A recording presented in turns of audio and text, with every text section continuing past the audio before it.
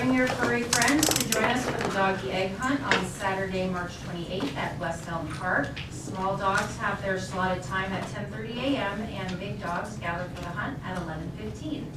The 53rd annual egg hunt is on Saturday, April 4th at Duke Childs Field. Space is limited, so please register for your specific egg hunt time slot. As always, the Park District is here to connect with our community, and residents can reach us in several convenient ways, including by phone, in person, email, and through our website. To help staff review and respond as efficiently as possible, we encourage residents to submit requests and materials through our website forms or include the full content directly within the body of their email. We look forward to hearing from you.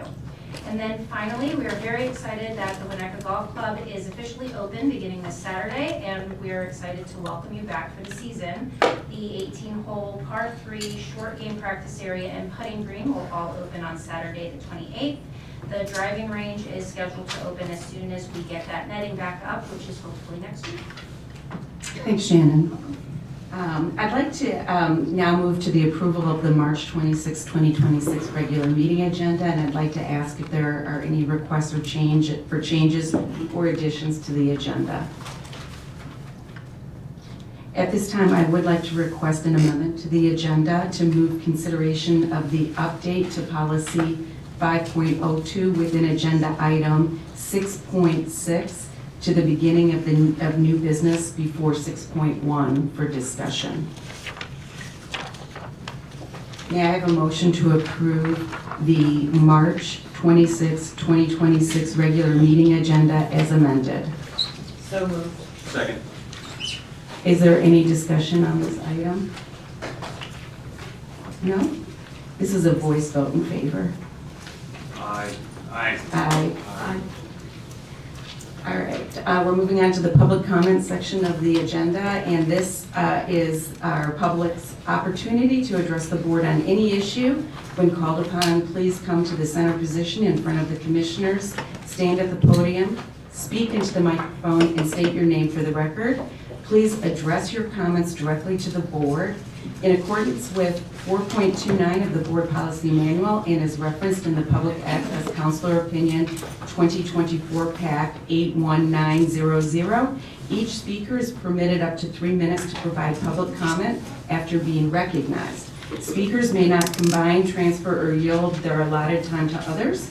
If you prefer to submit your comments in writing this evening, you may do so by providing them to a member of the Park District staff. At this point, I'm going to start with the back row of our room and ask if anyone in the back row would like to make public comment. No? All right. I'll move to the middle row.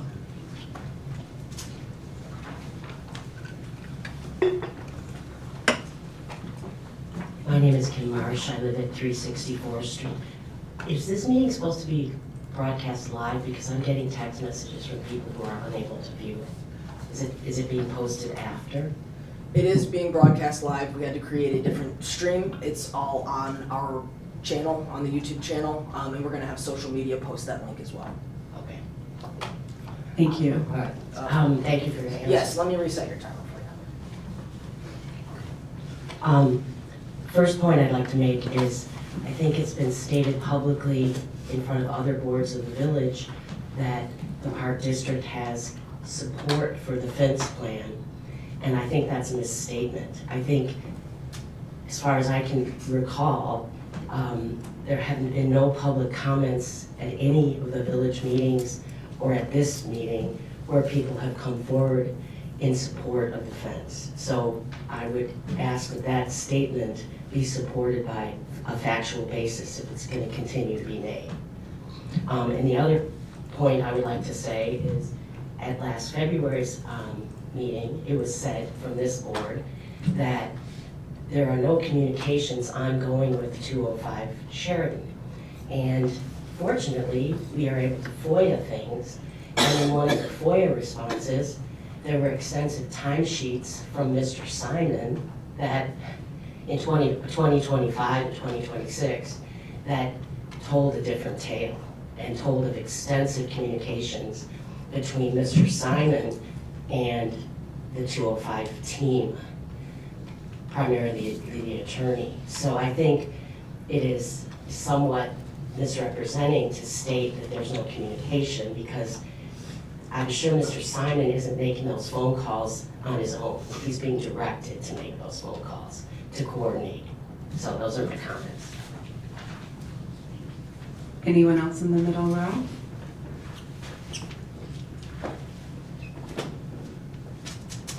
Good evening, my name is Peggy Marte. I have lived in Winnetka almost 50 years. I'm sort of laughing to myself because when I first moved here, a community pool was not wanted for many years. Now it appears we want one. I was excited to see a plan for Skokie Playfield, but was wondering, where is the design for the pool that everyone seems to want? I have looked at many of Lakota's fabulous designs all over the U.S., including Winnetka, but I am concerned that 5 years have gone by and no design thus far has met with approval for the lakefront. Perhaps a fresh pair of eyes might get us to a plan that satisfies everyone. Lakota has done great things for Winnetka. I hope the plans for the Skokie Playfield will be just as successful. Thank you. Anyone else? Come on.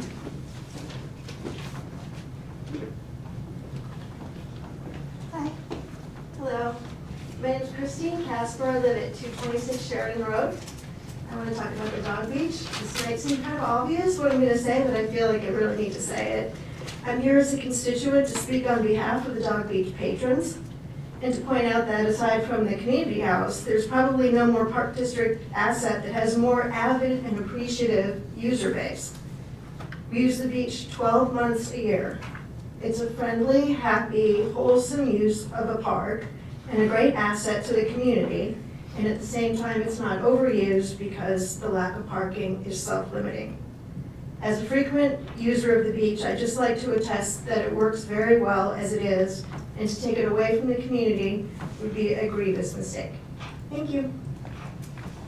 Thank you. Anyone else in the middle row? No? All right, we can start at the front row. No?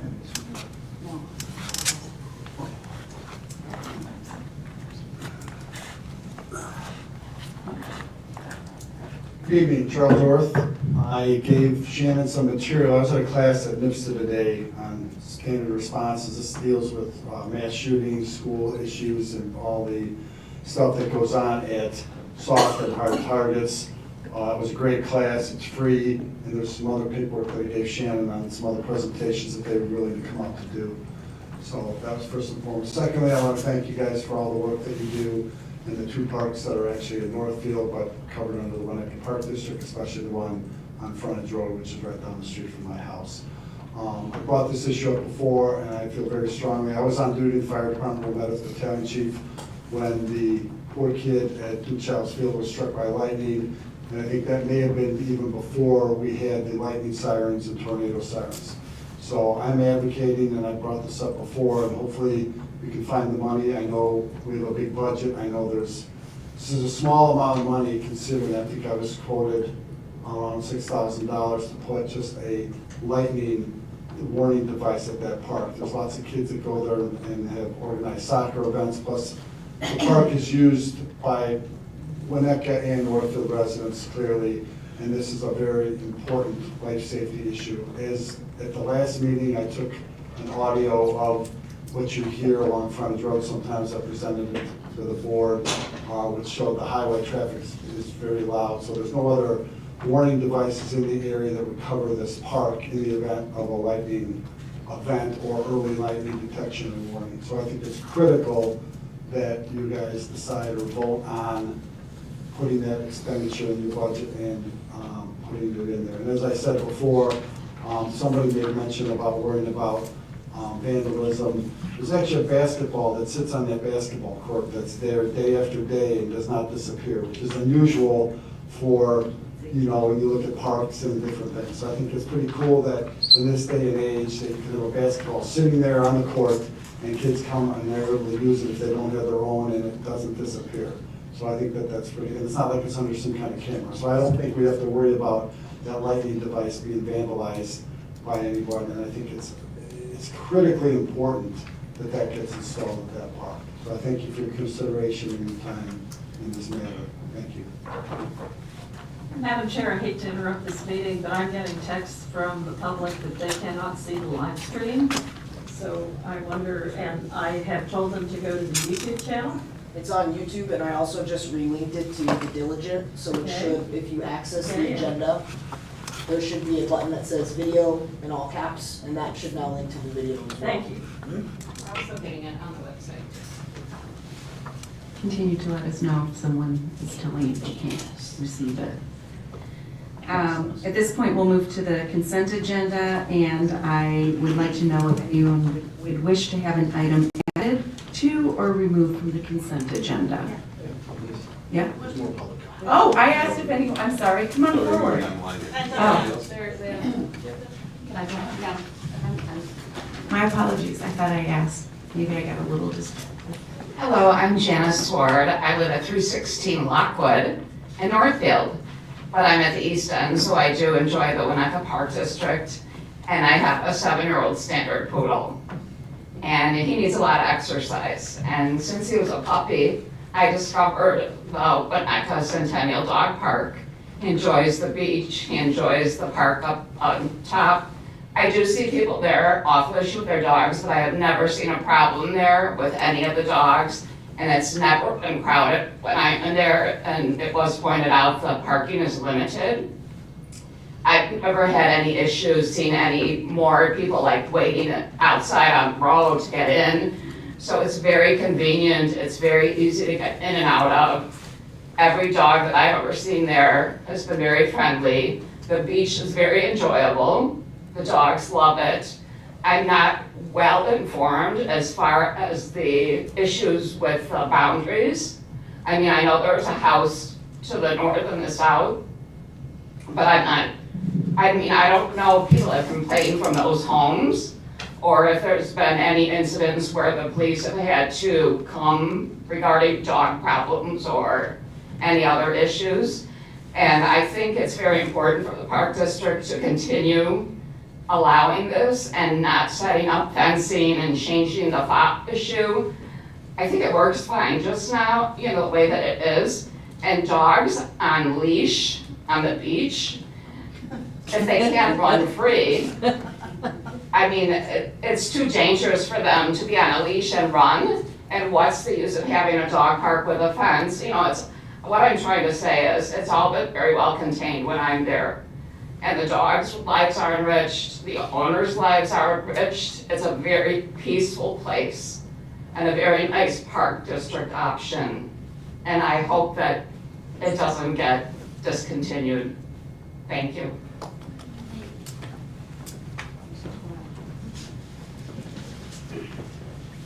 Okay, anyone else for public comment? Just quickly speak, echo my fellow constituents' comments on the dog beach. Did you identify yourself? Oh, I'm sorry, I'm Ben Wolf, I live at 919 Fisher Lane, been there for about 15 years. My grandmother lived, lived in those houses on that block for about 50 years prior to me, so I have a long-standing knowledge of the community. Thank you for noticing me, by the way. I don't have any prepared remarks. I simply would echo what other people said about the fact that the dog beach is a tremendous resource. I have recently just become a permanent member there because we just adopted a dog, and it has been really a joy to go there, spend time with other people. There are no other, dog problems that I've seen. And in fact, I think it's really important for dogs to have a social space. If all dogs do is meet on the road, on a leash, that's when sometimes dogs can be aggressive if they don't have time to socialize with other animals. They don't necessarily grow and mature the way they should. We've recently explored resources in Lake County just to kind of discover other areas where there's less controversy. We may need to move ourselves there if this resource is discontinued. So I'd highly encourage you guys to all consider that this resource is valued and, as far as I can tell, very well maintained, other than maybe the ice on the stairs in the winter. But I don't have much knowledge about this, but a barrier at the north side of the fence or the park may very well be a useful addition. I don't know. But other than that, I can't imagine wanting to fence it off on the beach itself. It's really a nice space for dogs to be able to run around. And I am concerned that possibly it's one property owner who's causing some difficulty for a large segment of the community to enjoy the space. So those are my comments, and thank you very much for your consideration.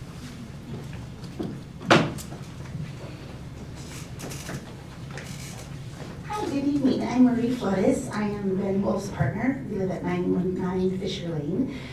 We did, like you said, recently adopt a beautiful dog, and we love using the resource of the park. Unfortunately, I'm not well versed on these meetings. This is the first one, but I am passionate about this topic because I am an educator, and I see lots of parks for our kids, lots of places for parents to meet. Our dogs are an extension of our family.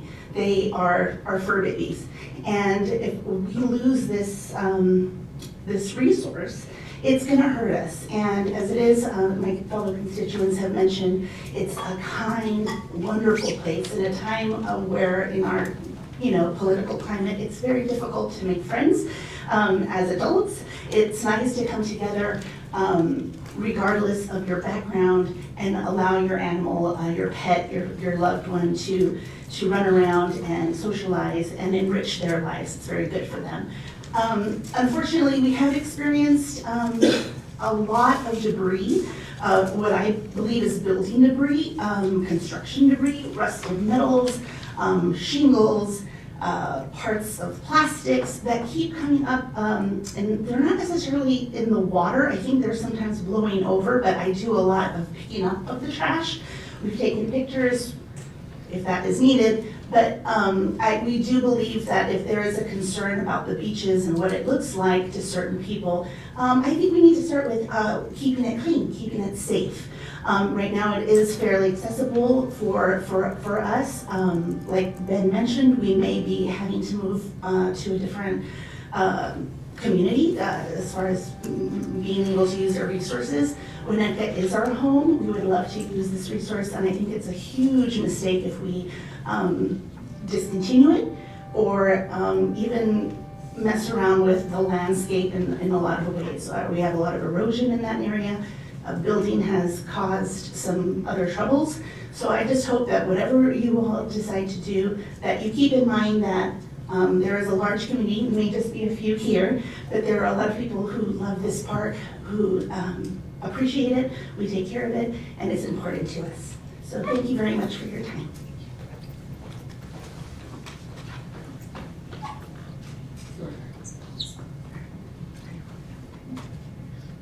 All right, do we have any other public comment? No?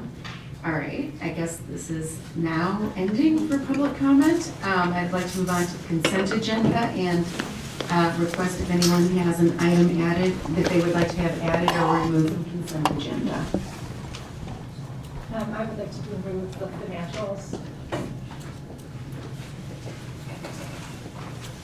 So it's item 3.3.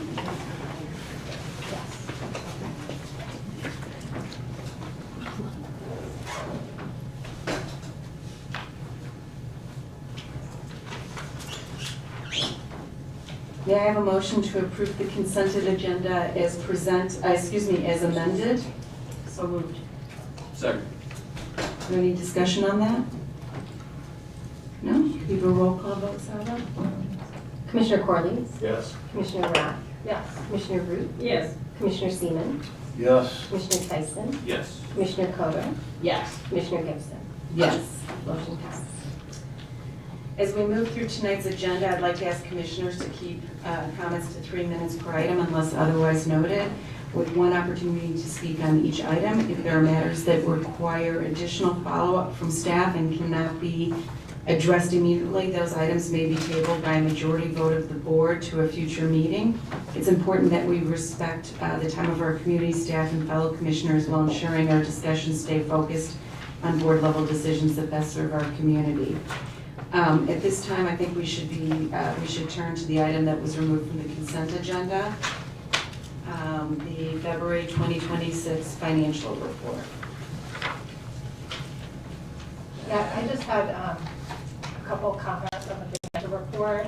It is noted that there was a journal entry entered to account for payments to Envision, which is for the healthcare reimbursement account in the amount of $29,401.01. I discussed this with the resolve because it came up during the budget process that this particular form of payment was not being included in our voucher review. And so Edie Nozal was gracious enough to note it specifically on our voucher summary approval.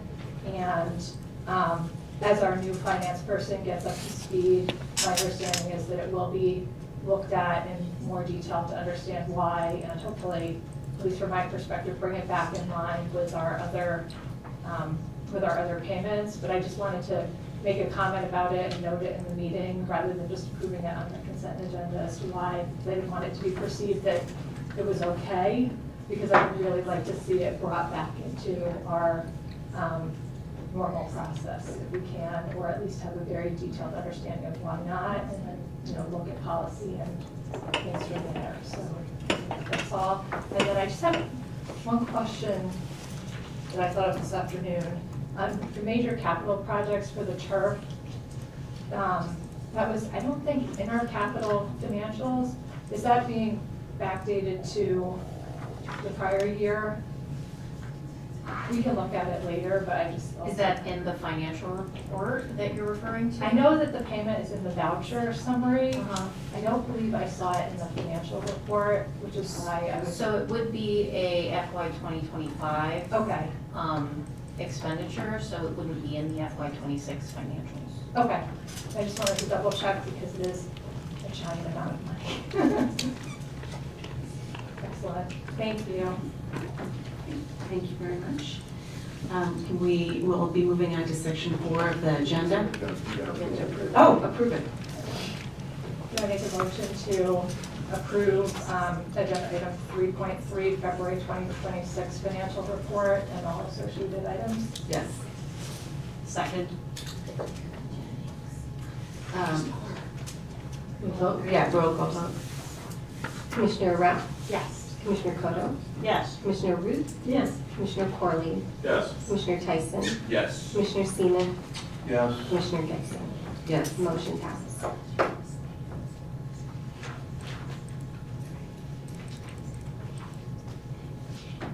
Okay, at this time, can we move on to presentations? That's section 4 of the agenda. And this is for Costa. We're going to have a discussion about Northfield Park and a lightning detection system review. Thank you for all you do. Please, thank you. This evening, included in the packet is a memorandum summary that identifies Northfield Park and the discussion of a lightning detection system or a lightning review system for approaching storm events to be considered. This is a topic that's been brought up for a little bit of time. Staff was given direction to move forward with a little bit further engagement, even though this was not a budgeted item. So at this point in time, we're looking for some direction, if you will. I will review the information that we have to date. We are still gathering additional information, which I'll indicate as well. So Northfield Park is located just within the Park District boundaries, but as people more commonly know in Northfield itself, even though the boundaries of the Park District don't lie within the same boundaries of the Village of Winnetka.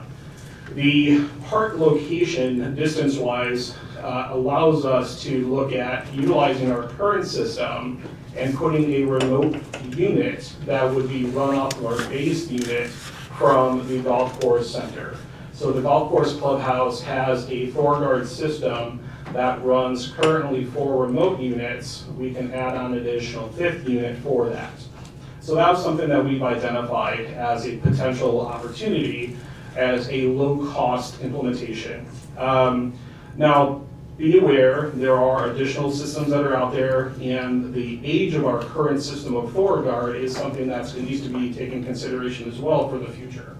So please note that in the upcoming years, I know the golf course or the Kemper staff has put it on their radar to look at that system and an investment into updating that system as well. So just be aware of that as we're going through this process.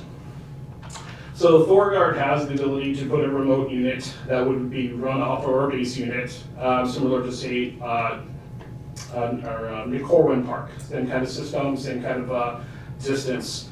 The other system that are out there that's most commonly known in the park district world, the municipal world, is called Periweather. It also is and this is where there's a clarification between the lightning detection and then the ThorGuard system, which is a lightning prediction system. So Periweather pulls data from other utilizing data bodies to notify users of when there is a reported lightning strike in an area. That system then takes that information, will activate the base unit, as well as send out information to the users, whether it be a text message, app-based, what have you, to let people know of that information.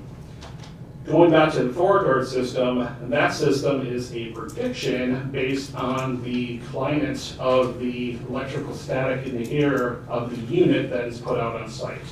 So that will tell us when conditions are optimal for a lightning strike, not necessarily a lightning strike that has been deterred or detected, but lightning that can brew in the area, if you will. So going back to one of the public comments you heard this afternoon or this evening about the strike out of the blue, normally the lightning detection systems wouldn't do that, where the ThorGuard, being a lightning prediction system, would have a better chance of identifying the conditions for that to happen. The other thing to make note of and to understand is, of course, there is no substitution for common sense, if you will. If conditions are building, weather is like this evening, and it's known that our affiliates and our user groups, all part of our user programs, know that to make the appropriate call about weather and the weather concerns. So we do have some costs right now. I don't want to bring those to the table just as of yet because they're vetted, but I wanted to also understand the next steps with the Village of Northfield and what we would need to do. I've reached out to Director of Community Development, Steve Gutierrez, from the Village of Northfield to understand what we would need to do to put a lightning detection or prediction system in place at that site, because that is a residential site. We do use it for community programming as it relates to sports activities and so forth, but we need to understand our ability to program that area with this type of system and what permits or notification or if there's anything that we need to do through their, or their actual system or their practices to put that into place for practice. So we're still researching that information, but as of right now, we do have options to extend our current system with that site. Like I said, that would be a short-term solution for maybe a year or two. The approximate cost of that is around $6,000, give or take, because there would be infrastructure that the staff would need to install to make that viable. And then there are other options with the overall system for ThorGuard replacement. The base system is approximately $65,000, and that would be the complete renovate or the complete redo of our entire system. So that's something to think about. As well as the Periweather, which is more of a subscription-based program with lease options, or we can purchase direct the equipment, which we still have an annual subscription or yearly subscription for those services as well. I have those costs. They are considerably higher than ThorGuard, but at this point, this is more information. I'd like to put together a proper summary for the board to consider with facts at a later date for further direction to give further information to the board to receive direction at that time. So if I can answer any questions you have this evening, otherwise we'd like to bring this back in November for further consideration and potentially a staff recommendation at that point based on tonight's board discussion.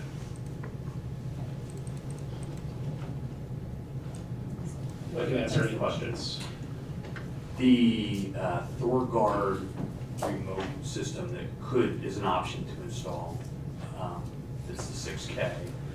I'm glad to know that we could add on to the existing system. Would that 6K be throwaway if we ended up replacing the entire system in a couple of years? Yeah, the short answer is yes. We would not be able to retrofit that kit into the new system. We would repurchase the new equipment for that site. just like we would with our other 4 ancillary sites that we currently have under ThorGuard protection. Commissioner Cotto? Is it reasonable to ask the Village of Northfield, perhaps through our liaison? Louder, please. Is it reasonable to ask the Village of Northfield, perhaps through our liaison, Mr. Worth, to chip in? That's something I could have a conversation with the Director of Community Development on, based on recommendation by the board. I want to ask for, do any other commissioners? Oh, sorry, Commissioner Seaman. We gotta put something there. I would also echo Commissioner Cotto. This is in the Village of Northfield. It could be anywhere from 6,000 to 100,000 in terms of expense. I would ask that the Village of Northfield split it with us. That would be my ask to you. I don't believe that we should do the larger, more expensive. I think that's a 2027 capital project because it's golf and rec and it's a lot of different funds. That would be my view. And then my question is, have we asked Perderma or Kemper on their views of the various lightning detection systems? So, just again, the ThorGuard system is more of a prediction system. Right, but have we asked Kemper? But to answer that question, no, we have not talked to Perderma. They have one that they prefer over the other, and or Kemper in that perspective as well. Okay. We were looking solely at Northfield at this time, but our research identified that our current system has a time or a shelf life to it, and we're nearing that shelf life. So if we're going to be looking to make an investment, we want to make sure that we're looking at that for the future so we can budget appropriately, whether it's 27 fiscal year, 2028 accordingly, and then know all the options. Just to reaffirm, I don't have, because this is going to be in a residential community in neighborhood, there might be community members that live down the street, ThorGuard's going to go off often. Any lightning storm that's out there, or detection of that could be a nuisance in the eyes of some of the homeowners there. So that's the ground ball that I'm running out in regards to community development, the Village of Northfield, to understand what steps or if they would permit such a unit to be placed at that site. I can't say whether they would or wouldn't, but that's something we need to further research and come back with clear direction on for the board. Thank you. Any other commissioners have a question about this? So Costa, I do. So you'll come back to us in November, did you say, for further review on this? We'll come back next month. We should be able to have enough information for next month so the board can make a decision on what I would assume, and I don't want to, of course, give board direction, but if we can move forward with the simpler approach, the short-term remote unit from ThorGuard at a price point of $6,000 estimated, that might be something that the board might want to direct staff to take on this year to start that protection at that site, Village Northfield permitting, versus larger expenditure of a complete renovation of the ThorGuard system, which would be updated as well, and that would have a lot of the same opportunities as the Perry weather system with wind and rain and everything else, or consideration of the Perry system as well, and what those lease options are, purchase options are, subscription costs, and then the different grades of those plans as well. I don't want to get bogged down in those details today because I don't have enough information to give you the clear and understanding of the full picture without having that Northfield element included. Very, very fair. A couple more questions. So the Perry weather is a contender for a complete replacement. Can we temper or put in the Perry weather substation solo without upgrading everything right away? There would be a high cost to that because we would have to have the yearly subscriptions that go along with that. That is an option, but that would not be a recommendation based on staff or the financial piece of that. I don't think it would be the smart play. So we could research that. If we want something short term, it has to be ThorGuard. Doesn't have to be ThorGuard, but that would be the best price point to work with our current system without having to reinvest subscription and contracts for another type of system, have two competing systems. So, Shannon, for direction, should we do motion? If you prefer, I We mean. don't have to, if it's okay. Yeah, I mean, if there's consensus for us to continue to look into this and come back next meeting, that's fine. Yes, Yeah. yes. Yeah, Yes. okay, very good. Thank you. All right. Thank you, Costa. Thank you, Costa. We're now moving on to section 4.2 of the agenda. This is a sponsorship request from the Winnetka Music Festival. And Ms. Terry Dason will present. Hello, good evening, everyone. I'm Terry Dason, President and CEO of the Winnetka Northfield Glencoe Chamber of Commerce. And I'm here on behalf of the Winnetka Music Festival as we approach our 10th anniversary this June. The Winnetka Music Festival has become a high-quality, well-executed community event that truly reflects and elevates the village. Designed as a multi-stage, walkable experience throughout the East Down Business District, the festival creates an environment that is vibrant yet organized, where attendees can easily move between live music, local food, and family-friendly programming. It's an engaging and comfortable experience for all ages. Over the past decade, the festival has grown into something much more than a music event. It has become part of Winnetka's identity. Did you know that the Winnetka Music Festival was written up in People magazine this year, a few months ago, as one of the places, one of the festivals to attend this year, this summer. So we made the big time. Each year it brings thousands of residents together in a safe, welcoming, and culturally rich setting right in the heart of the village. It's one of the few moments where the entire village shows up, connects, and engages locally. The impact extends beyond the event itself. The festival supports local businesses, activates our downtown, and provides residents, especially the younger families and teenagers, a compelling reason to stay and participate in their own community rather than seek entertainment elsewhere. It strengthens both our local economy and our sense of community. This is exactly the type of programming that aligns with the Park District's mission, fostering community connection, recreation, and quality of life. The festival provides accessible cultural experiences, encourages outdoor gatherings, and creates meaningful shared moments across generations. As we look ahead to this milestone year, we are requesting your continued partnership through a $10,000 sponsorship, along with the logistical support that you've always done, like the golf carts, the signage in the parks, and the portable lighting. This investment directly supports programming, allowing us to bring in high-quality artists, maintain strong operations, and ensure a safe, well-run, and accessible event for all.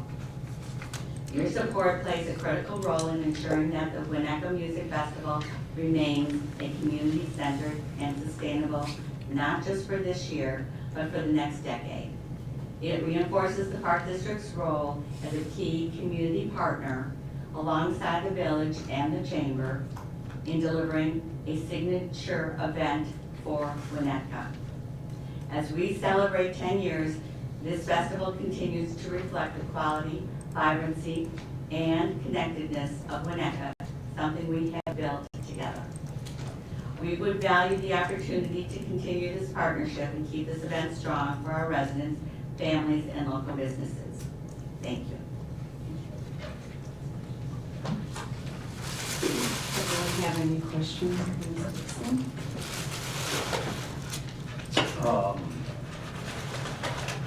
I don't have any questions.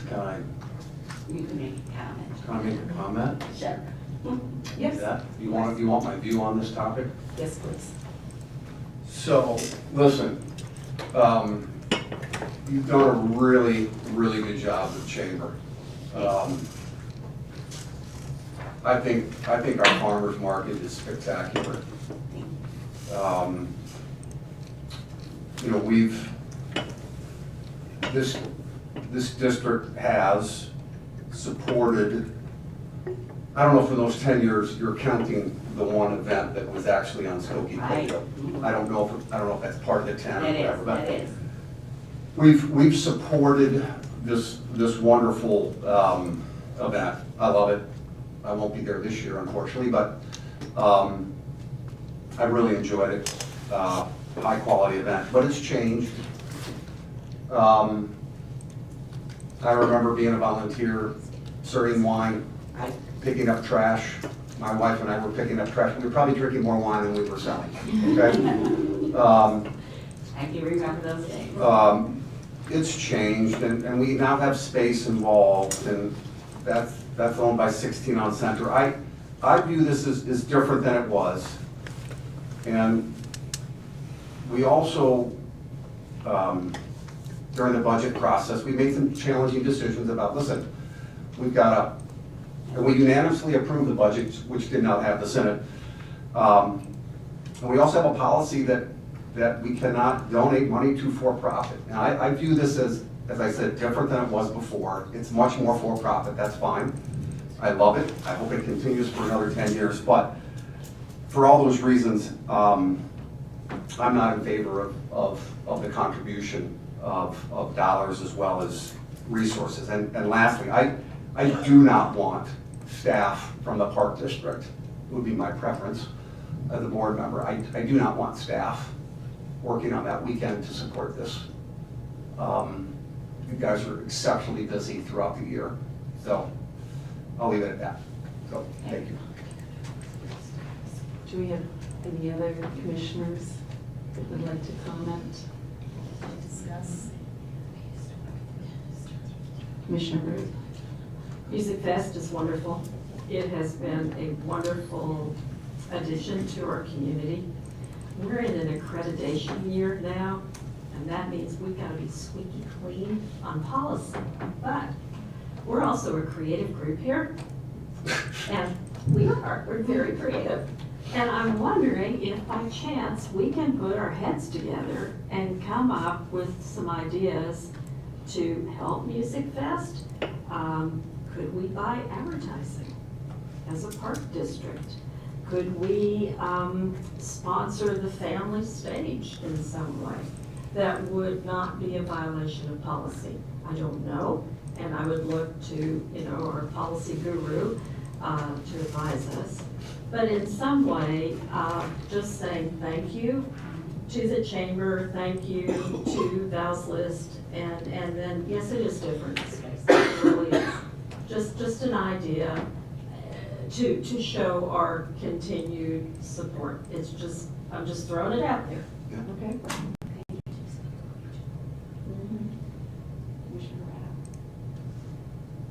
Just looking at the list of support, I mean, it seems like there are some ways that we could support that are non-monetary, non-staff, particularly with this year as a transition. I don't know how people feel about the signage. Fine. I think, that I view as pretty,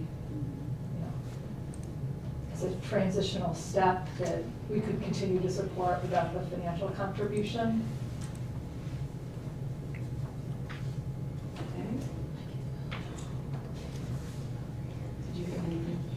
I just want to say it's a festival that we all enjoy, that we all love having here. It's grown tremendously. It's become a very professional organization, and I do believe you've kind of launched yourself beyond the need. So I just ran some very basic numbers in terms of a general admission price, your 12,000 attendees split over 2 days. That gives you a top line of about $1 million. If you take 25% as VIP and 75%, I'm not sure that that's the mix, it takes you up to about $1.3 million. Those are big numbers, those are nice numbers. And what we've struggled with on this board since the beginning, and I think you and I have had conversations about this, we just don't know what any of the financials are. I mean, we've never even, and it doesn't have to be an audited financial report, it can be as simple, I mean, you could send copies of the bank statements and a check register for the festival itself. Because we get a lot of requests for donations from true nonprofits and that are completely transparent with their numbers. And this year, we are in an environment where we are raising fees to residents to make sure that we can cover the salary costs. So it's a different environment for us. We went through a budgeting exercise that really identified a salary and wage line that had a much steeper slope than the revenue line. So we had to go through these repricings for some services to residents. So I think you're launched, which is a successful outcome, but it does make it hard for us to support you this way.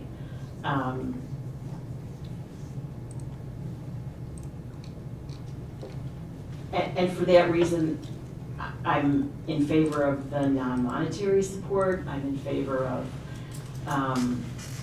minimal staff support. We no longer have gas-powered.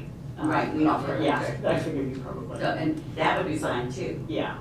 So I'm in favor of the signage and I'm in favor of the golf carts because I think that's something you shouldn't be purchasing. That's something we could probably rent to you. And the utility carts, if they can spare them on their weekend. But the staff time has been problematic for us also, and I think you and I have discussed why that is. So I'm prepared to support on that limited basis. Thank you. All right. If we were to provide you some financial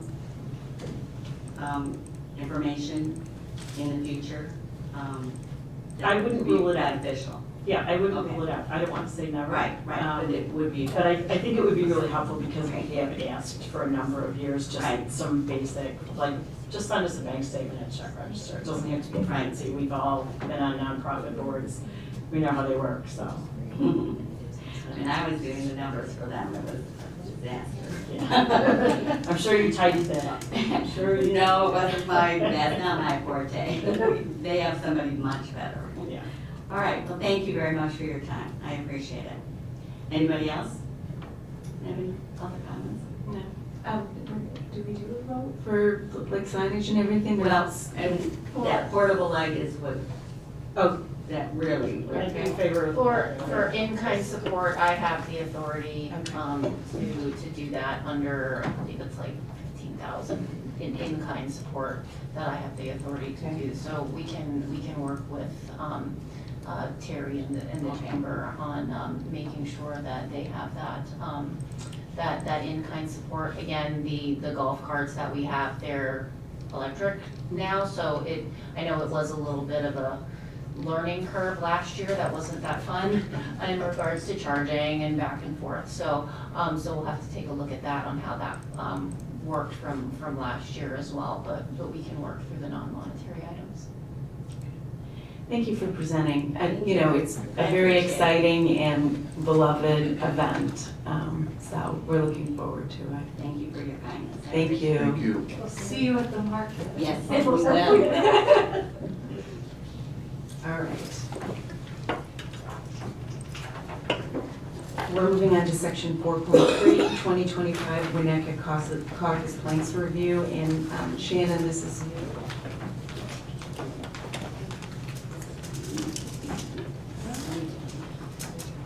Okay.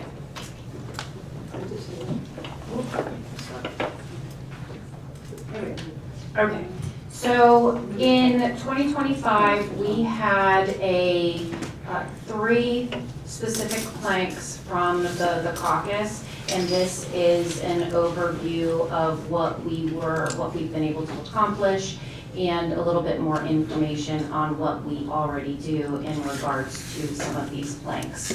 So when you look at the caucus survey from 2025, the three major topics, one was camp coverage, which had a 93% agreement to that one on the caucus survey, program coordination 89%, and weekend beach passes at 80%. And I do want to say that a lot of these we have already addressed some portions of. So plank one, which was camp coverage. So the plank was in regards to working with D36 on having camp coverage for the entire season and offering more options for camp coverage as well. So just for information, we opened up our registration earlier this summer to give families more opportunities to be able to get into those camps that they were looking for. And our 8 weeks of general camps are from June 22nd through August 14th. And then D36 school begins August 26th. Our coverage is from 8 a.m. to 5:30 p.m. That has our before and after times and all of that. We offer camps to ages basically 3 to 15. We have flexible scheduling, full day, half day options, as well as they can have a 2-day option, a 3-day option. It's very flexible for families. This season, D36 made us available one school for use for this summer, which was Hubbard Woods. We had a couple of different options in regards to different timing, but Hubbard Woods School was the only one where we were able to have a full day camp offering. We are also going to have early drop-off allowed at Skokie as well. Other camp locations that we specifically do our camps ourselves as well, here in this room, over at Christ Church, Indian Hill Park, and also at the Maple Street Beach House. And we coordinate with the school on an annual basis, and we work with what's made available for us. In addition to what we as the Park District offer with our staff, we work with a lot of independent contractors and programs at our other facilities like ice and tennis to offer programs throughout the entire summer period. When we put in our activity guide the dates for camps, we did not yet know what the school date start date was going to be for this year, which is August 26th.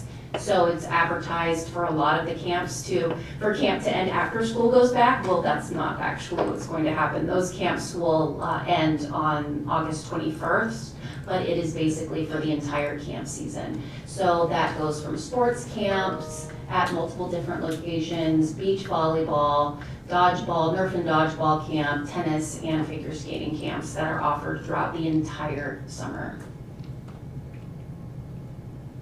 One thing that I also want to mention in regards to this plank is in regards to late summer staffing. The graph that you'll see on there is based on actual numbers from our actual checks issued in 2025. So you can see starting in May where we have 137 checks issued up to our peak in July of 319 checks issued, all the way down to when school starts around that late August, early September, down to 232, and then it completely drops down to 120. So it really shows that our availability from staff does drop when school resumes, and that could be college, it could be the high schools, they could be different locations. Not all colleges start back on the same date, so we are working through those limitations when we are trying to schedule our camps. Also of note is as we continue to work with D36 on their availability of locations, they also need time for their schools to prepare for school to open. So we can't offer a camp that ends the day before school starts. Teachers have to get back into their classrooms, they have to put all of their stuff together, so we have to adapt. Any questions on plank number 1? I just wanted to mention that we have been plagued by construction inside the school campuses for the last couple of years, so we will have much better physical spaces to conduct camp.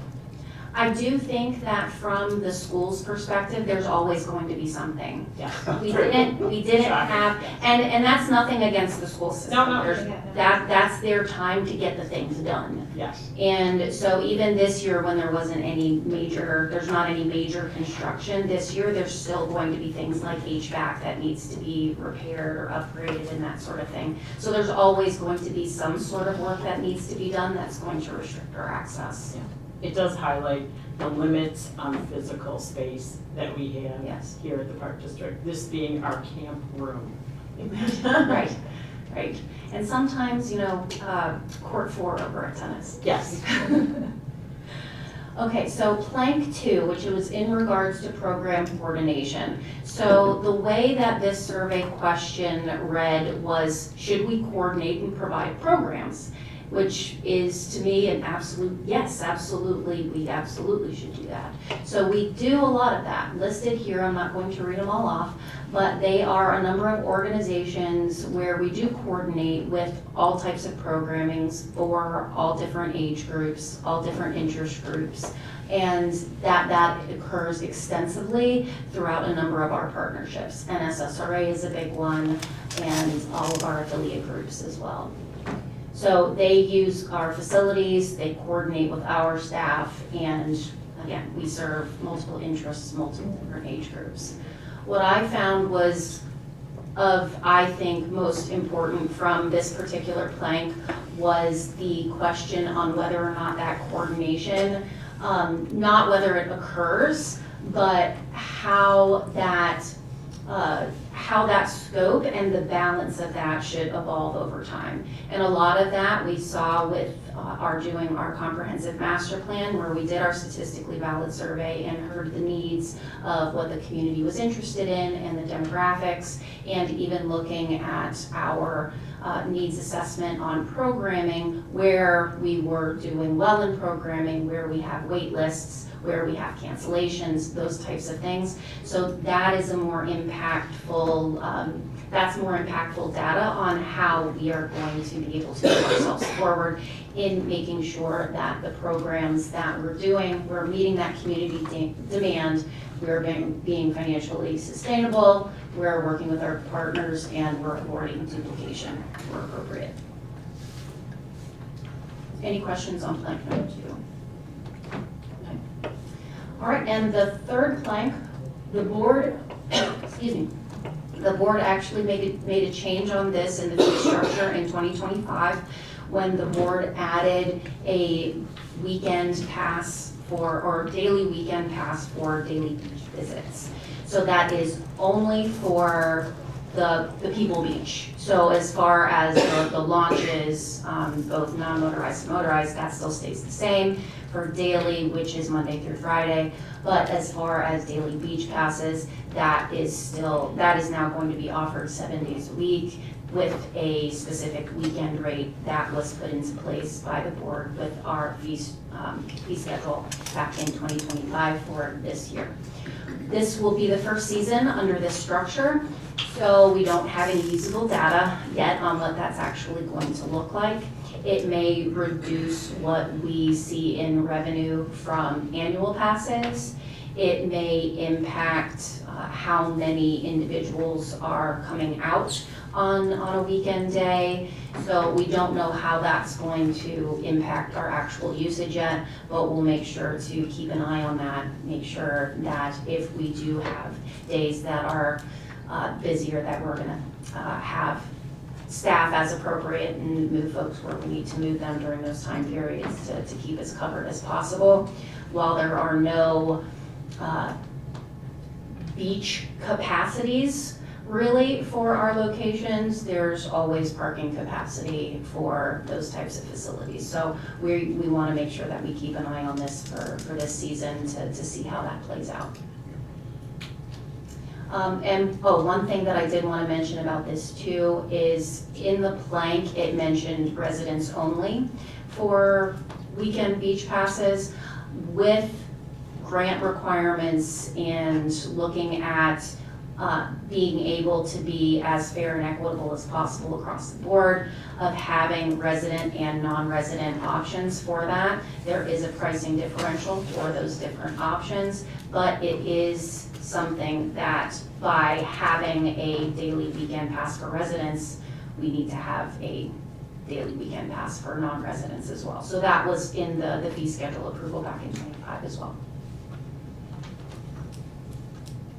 And again, just monitoring, I mentioned this a little bit, monitoring our revenue impacts and any purchasing patterns and what that usage trend looks like going forward. Overall, we have implemented or are already implementing the majority of those survey recommendations. We provide extensive summer programming and those community partnerships. The Park District Board adopted a fee schedule that included daily beach passes, and the current fee structure does support any grant compliance that we're looking at going forward. And then programming strategy is and should be guided by our comprehensive master plan. And I'll answer any questions. Okay. Go ahead. I want to thank you for this excellent presentation, and I do have a question. Will you provide a similar presentation for the 2024 planks by the Caucus Parks Committee? Because plank number 4 was an overwhelming support for pool. And so as we're looking at our Skokie Field plan, something just to consider. And then we actually had a request by the chair of the Caucus Parks Committee that we look at this. So I'm looking at our caucus liaison. Well, Scott is also a caucus liaison. True. Caucus liaison. Listen, I think it's good practice to respond to the planks. I agree. When I see 93%, 89%, 80%, you know what that's called? That's called a plank. We have had in previous years, not to be controversial, but we have had in previous years had maybe 50%. My view, not a plank. But doesn't matter. It becomes a plank. So we should respond to those. We don't have to agree with them necessarily, but we should respond, respectfully respond. So I'm glad that this, great presentation, sincerely. I think it's something that we should do going forward. Kristen Coulter, who's the Parks Committee Caucus, she has a copy of this, or I made her aware that we were presenting on this, so that we don't get the, well, just so that they're informed. So I'll leave it at that. Thank you for your presentation. Thank you. Thank you. All right, this time we'll move to section 5 of the agenda, section 5.1, Elder Lane and Centennial Beach Park update from Mr. Costa Catullus. I also want to recognize at this time that Park District Council Hal Frank is online with us, if that's true. We're pulling them up right now. Okay. Harold, can you hear us all right? Oh, I'm sorry, that's right. Actually, while we're doing this, can we, no, we were going to do that.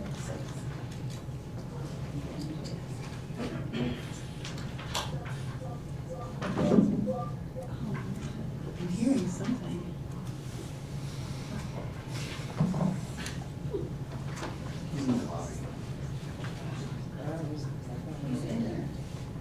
Harold, can you hear us? Hal? I don't think he knows who Harold is. Okay, great. So I want to recognize that he is. You can't hear you. You can hear it, it's faint, but if you. We're working Well, in the audio. Okay. I'm not sure that he's going not to presenting Yes. right now. Okay, can you hear me? Yeah. Yeah. So at this point, Costa, do you want to give us an update on the beach? Yeah, that'd be great. President Gibson, thank you. This evening, and as has been requested by the Park Board previously, have a or existing agenda item for the Hubbard Lane and Centennial Park project update. We have a couple updates on the project. First and foremost, just want to recognize that we did finally receive the the Army Corps of Engineers permit for the original design for Centennial dog fencing. So now we have in our possession both permits for the work to be done on the original plan.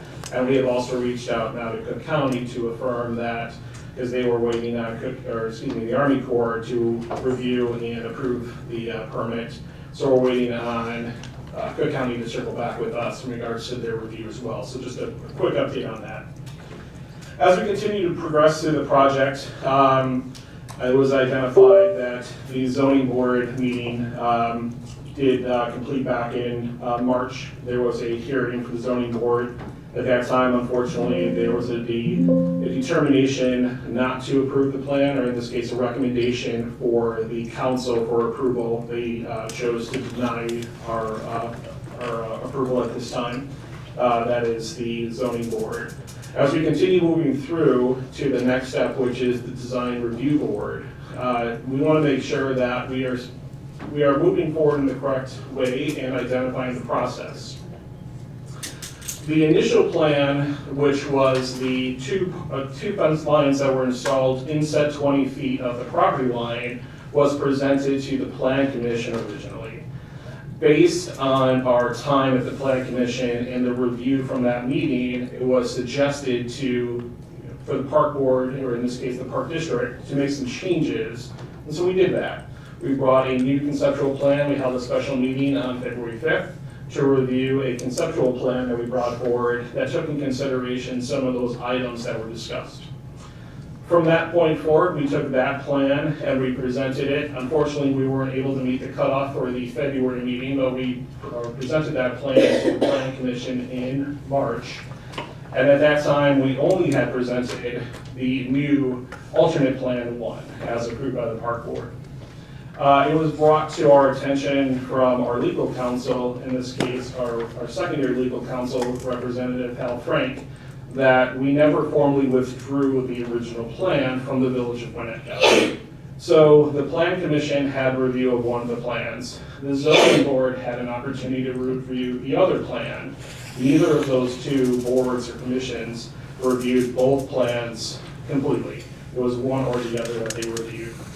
As we continue to move forward through the special use permitting process, we are going to review with the design review board both plans, the original and the alternate. So as we proceed to the village council for their review, they have a full findings of facts through the special use permit process of all the materials that were presented to all the subordinate boards that give a recommendation up to that permitting body. So at this time, we wanted to review that information and let you know that staff is going to continue with that same concept of reviewing both plans with the design review board and then ultimately with the council as we lead and continue moving forward. At this time, our next meeting through this process is set for April 16th. That evening is our design review board for the Centennial Dog Beach fencing plan. We will present both options, the original plan as well as the alternate. And we will continue to review the plan and project with our presentations as we continue moving forward to ultimately the village council, which we anticipate would be at some point in May. Additionally, we are continue with some design concepts of the original plan as far as park development, and we'll continue moving forward with that item as well, so we can bring a recommendation to the board on how to proceed moving forward with the recommendation for the larger master plan here in the near future. But at this time, I'd like to return it back to the park board, or Hal, if there's any comments that you would like to make in addition to, in regards to the special use permit process. I'd like to open it up for any comments or questions that the park board might have at this time. Hal, would you like to speak to this for us, please? Sure. He's not on a 3-minute time.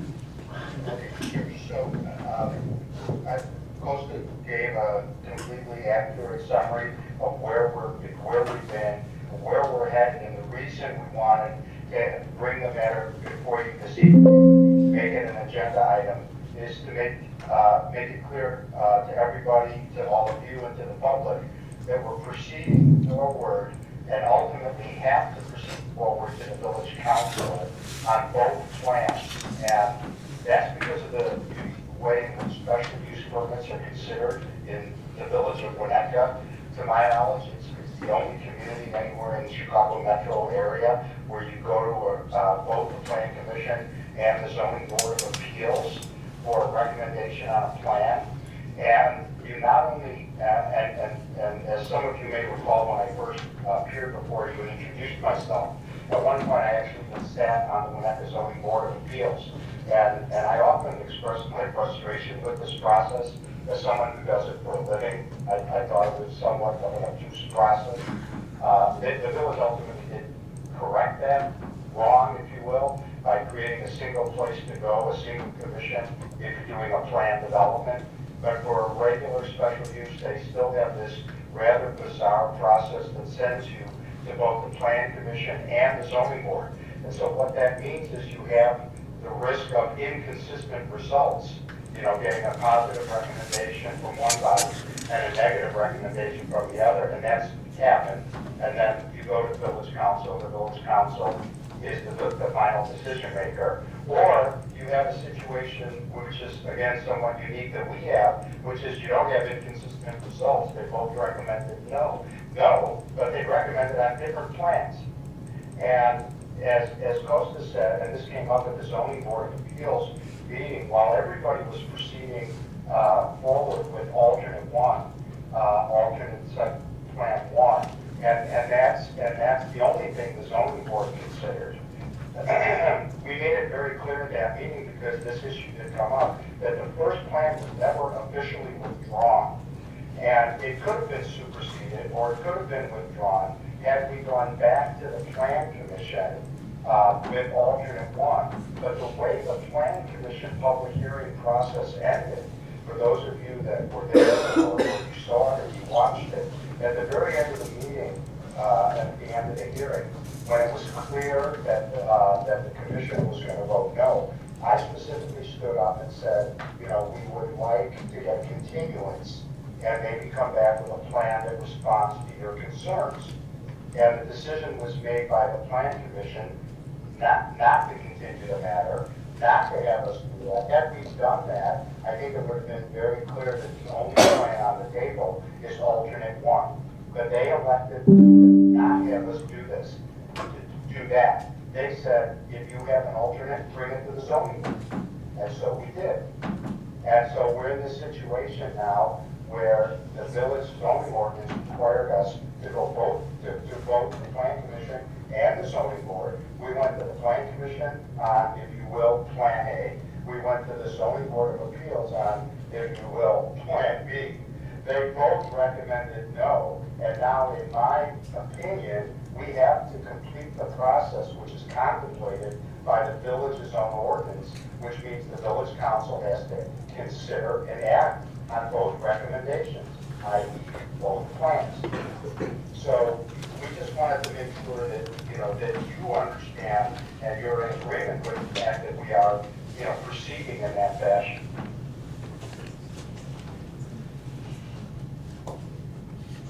And I will say, just to state the obvious, I think from a legal standpoint, it's critical that we do that we complete the process contemplated by the village's own zoning ordinance.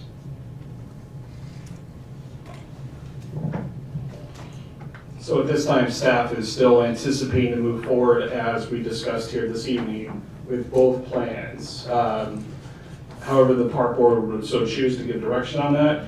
I did have a couple other items that I wanted to make mention of this evening as well.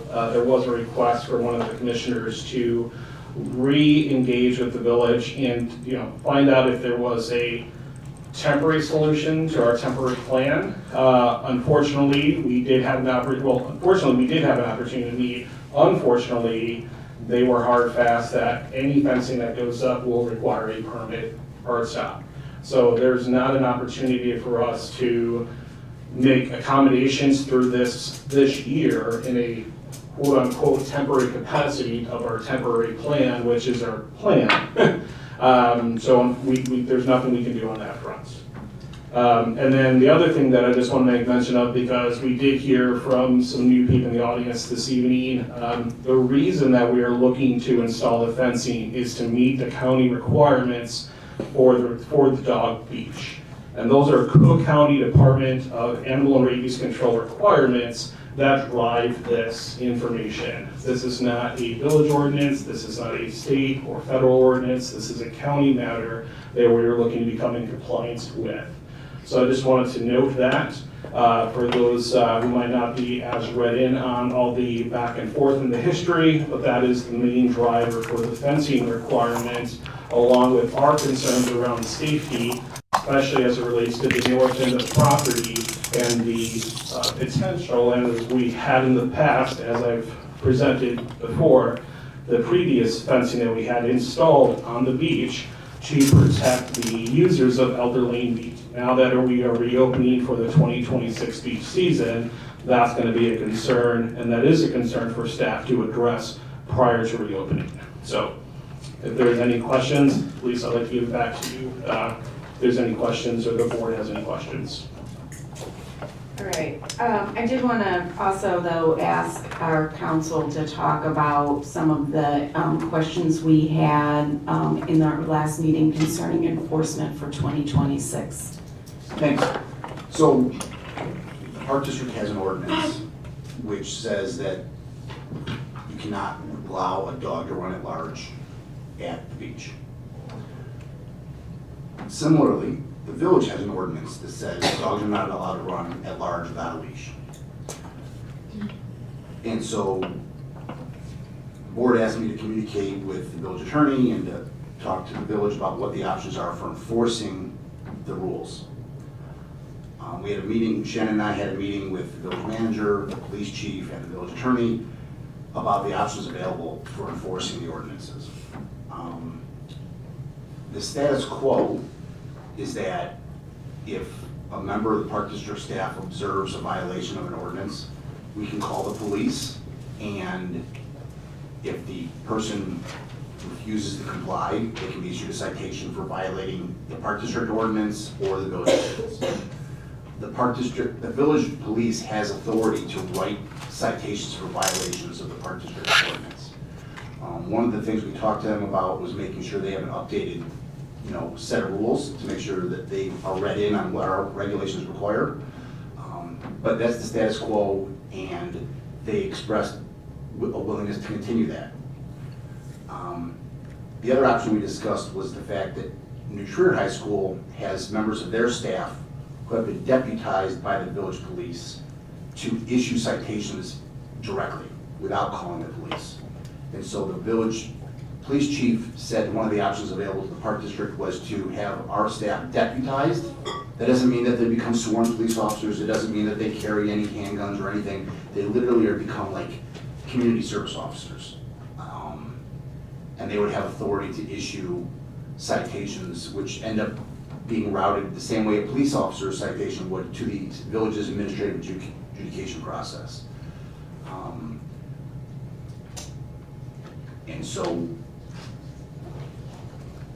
I guess I'll turn it over to Shannon to talk about the operational impacts of those options, but regardless of who issues a ticket, the person who receives it has an option to admit liability and pay the fine, or submit a appeal, and if the police department finds the appeal to call into question the validity of the ticket or be a valid offense, it would be referred to the hearing officer, and there'd be a hearing, which occurs, I think, the first Monday of every month. And the hearing officer can decide whether to find the respondent to be liable for a violation of the ordinance and issue a fine. So those are the sort of the two options available. And I guess, like I said, I'll turn it over to Shannon for operational concerns. For the operation of any sort of enforcement, as Park District staff are not the enforcement officers. And the positions that we are hiring for park ranger are not written as deputized enforcing officer positions or at a pay rate of those types of positions either. That would not be a feasible option for this summer. However, it is something that not only for the beaches, but for our other facilities as well, is utilizing those part-time park ranger positions to help our visitors to understand our ordinances and be made aware of those rules as they may apply to whatever facility that they are at. And also working with our other staff, like our beach attendants and those types of things. If they're having a concern, then they can contact one of those rangers on duty to come assist them with an issue or concern with something that may be going on at a particular facility. So it is more of a roving basis for these positions that we have, that they will be at multiple sites throughout the season, and they are on, I think we are possibly 3 individuals is what we're looking at, 3 or 4 individuals for these positions on differing schedules to be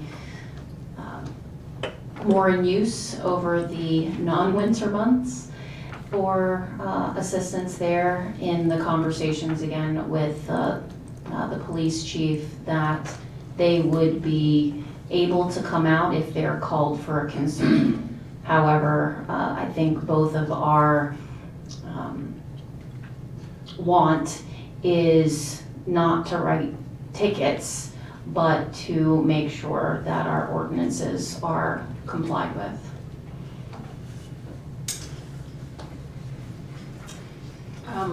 Commissioner Seaman. I think I have to speak first on every issue, because I can't keep my mouth shut. But, Thank you.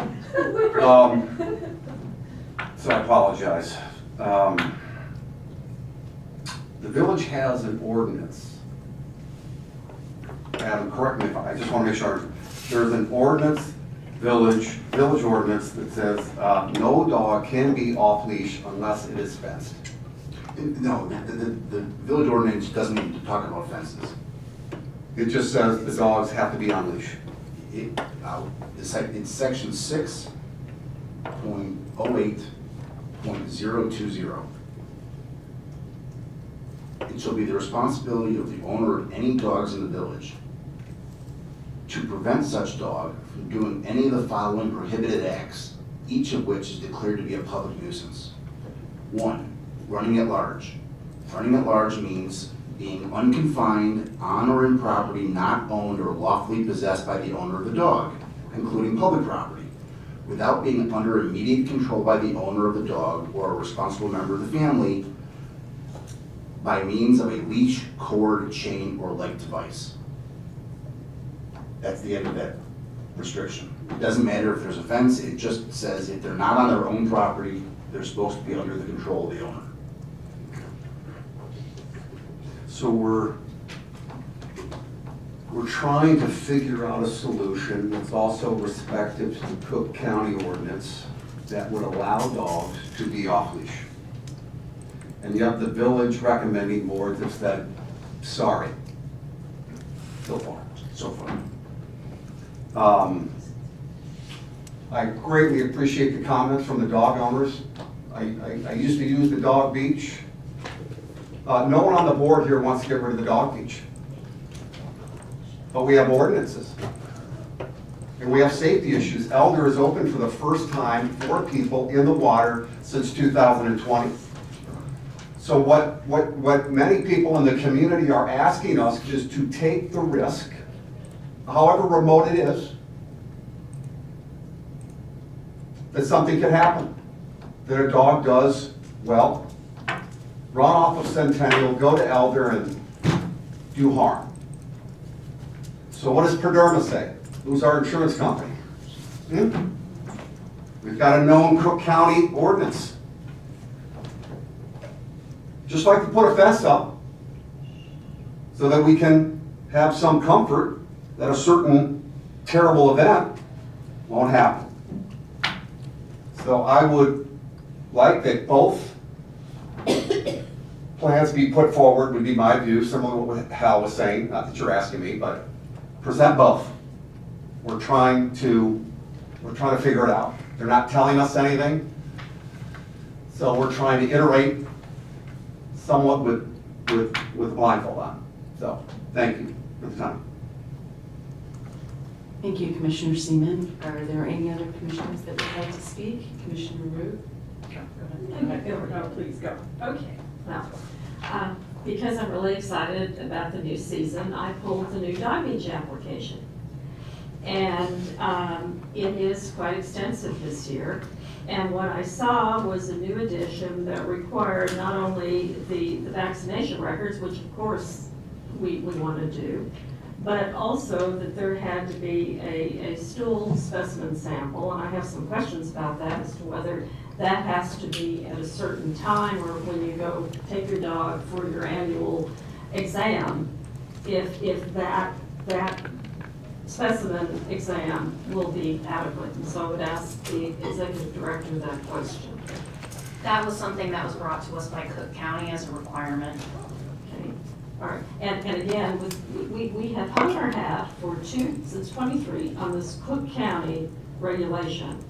But I have yet to see any definitive determination coming from Cook County that says that it impacts and affects a beach. What I saw was an email that you received on November 29th from one of the deputy directors saying that they were continuing to explore this unique opportunity, and then you were kind enough to send me another response back, which still was not definitive. So what I'm wondering for just this season, if we, like all of us, we don't want to be punitive with or I can't speak to any other commissioner of myself. I sure don't want to be punitive with our residents in any way for any reason. I had asked in a prior meeting if Elder has been open since the 60s, the Dog Beach has been in existence since 1995. The Dog Beach Advisory Committee, of whom we have a member sitting here tonight, we did a survey back in 2021 to find out if there had ever been any terrible incidents with dogs running from Centennial to Elder. We came up empty-handed. My own experience has been when dogs are on that beach during the season, they are on that beach playing with each other. And we talk about risks, but if I listen to the village ordinance, the duty and the risk is not the park district. The duty and the risk goes to the owner of the dog who has a duty of control. So again, I'm hopeful that the village will move expeditiously. I'm very hopeful. So that we can address this, but it is dangerous to have dogs on leashes running down those stairs. I mean, if you see the dogs, any dog owner who uses it knows this, it is dangerous. So you're gonna have a period of time when that dog is probably gonna go down the stairs off leash. Can be, again, confined once down, but that is a safety issue. And then dogs on leashes rather defeats the purpose of a dog beach. So again, I know I'm in the minority on this, but I am certainly happy to suggest leniency during this summer season. The other idea I suggested. And your time has passed, so I apologize. It's passed. Remember me with one final statement. We don't open beaches until 10 o'clock this year. Is there an opportunity to provide dogs with the opportunity to be off leash from the time that 6 a.m. until 9:30 in the morning, so that there's some, just to try to make accommodation. So thank you, and thank you for letting me extend my time. Appreciate it. Commissioner Cota. I would circle back first to Costa's comment and Hal's comment, yes, we should definitely submit both plans. For the simple reason that the second plan shows we were willing to make changes to the first plan. And that has been a criticism that we had not made changes in response to comments. So when we went to the Plan Commission and they gave us feedback, we changed the plan and took it to zoning. They also said, no, that's fine. Let's take them both to design and review. There might be some additional feedback. Number one. Number two, there was a fence in between Elder and Centennial from the opening of the dog beach until 2023. And that fence degrades because ice clings to it and it slides down and it begins to curve and sink. So we took down the damaged fence, right?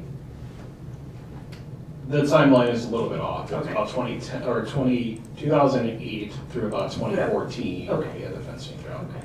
So then we took it On down. the north side. Yeah, on the north side, in between Elder and Centennial. Correct. And because it started to deteriorate, we took it down. And then we tried to put it back up. And that was when we were told we needed a special use permit. Because the lakefront ordinance had changed, we had to go through the special use permitting process. So now we have a fence that we've had forever to satisfy ourselves with regard to our own ordinances, the village ordinances, and Cook County rabies control. And now we can't put it up. So that's our challenge, that's our dilemma. Do we want to keep people on a leash? No. Ann, do you want to say something? I wonder, no. Okay, yeah. Correct me if I'm making any errors. But I think that the risk, as David outlined, that a dog could knock somebody over on Elder, we've not had Elder open for a long time.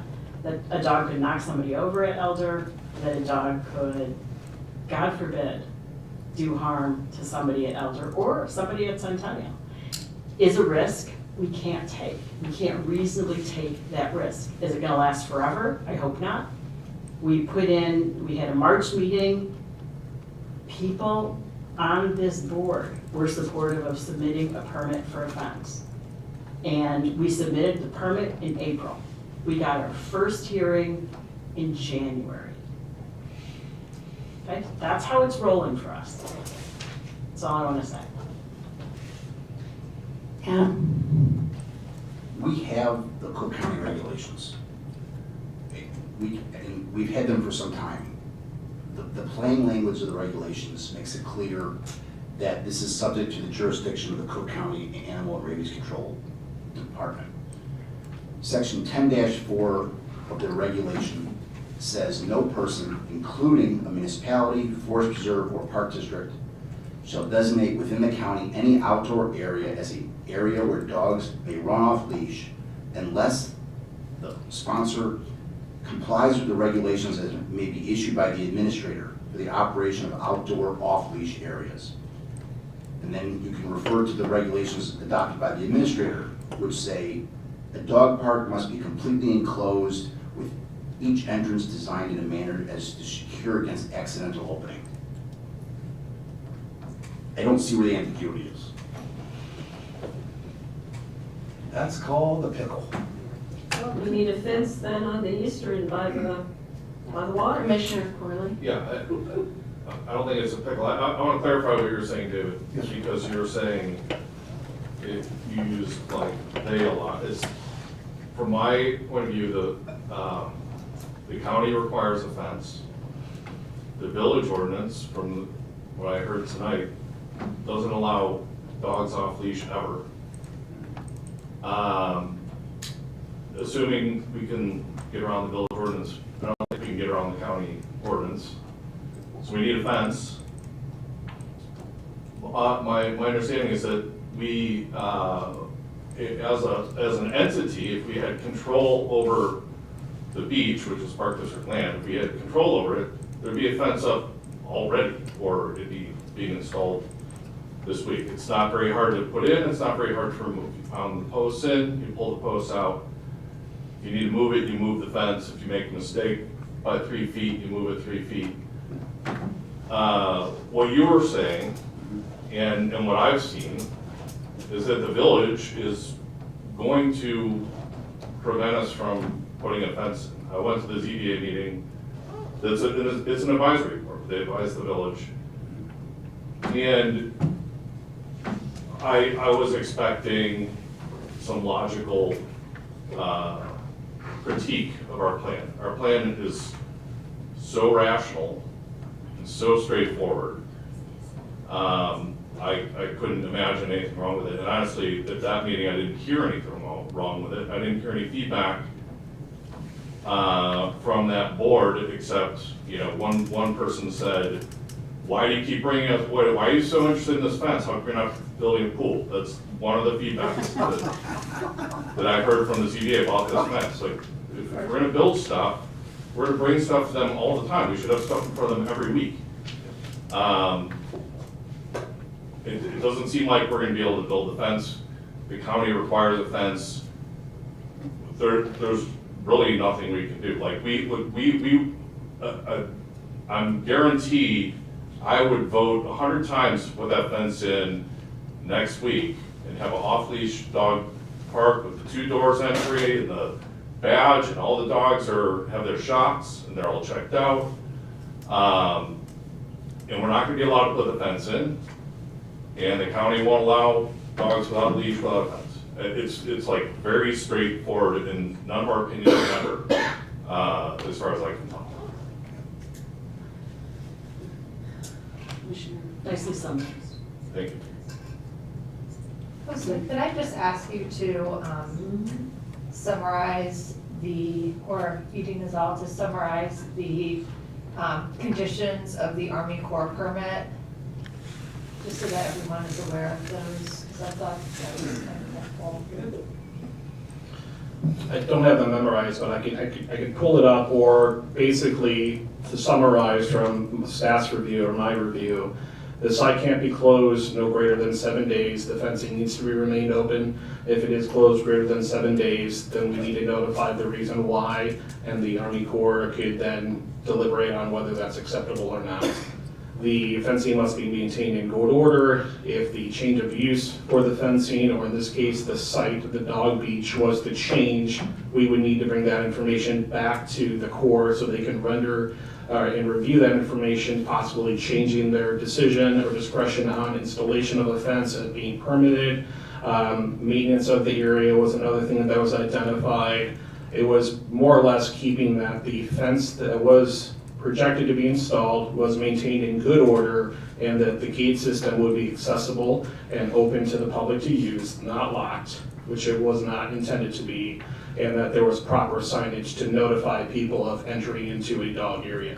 That's the summary. I can pull it up and give you definitive line by line, including the special conditions, but they basically restated the standard conditions that was part of the acceptance of that permit. I think it would be good to just bring it up, because I found the language in that, fairly reasonable. I think the other piece was just that if that area stopped being used for dogs, the fence needed to go. So I think it would be good for us all to have a good understanding of what the conditions were on the federal permit, because I thought, it alleviated some questions that I had, so. Well, so clarify that, you're saying that the fence would just be there forever, even if dogs weren't there, was that? No. No, the Army Corps said. Right, it The can't be fence there. cannot be, like, if you stop having that as a dog beach, the fence has to Has to come down, right. Yeah. That should be communicated to the public, just like it is right now. Yeah, Yes. there's like, I don't know, like 11 special conditions, something like that.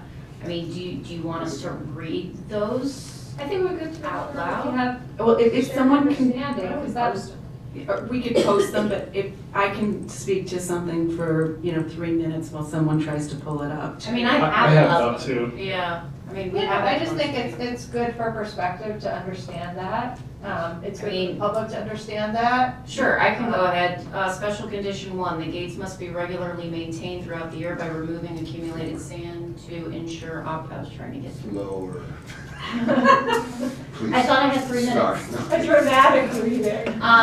To ensure operability, gates must not be inoperable for more than 7 consecutive days. Special condition 2, The gates must remain unlocked at all times barring circumstances that require the beach to be closed off entirely. In such circumstances, notification must be provided to this office with the reason for gate beach closure and a time frame for reopening.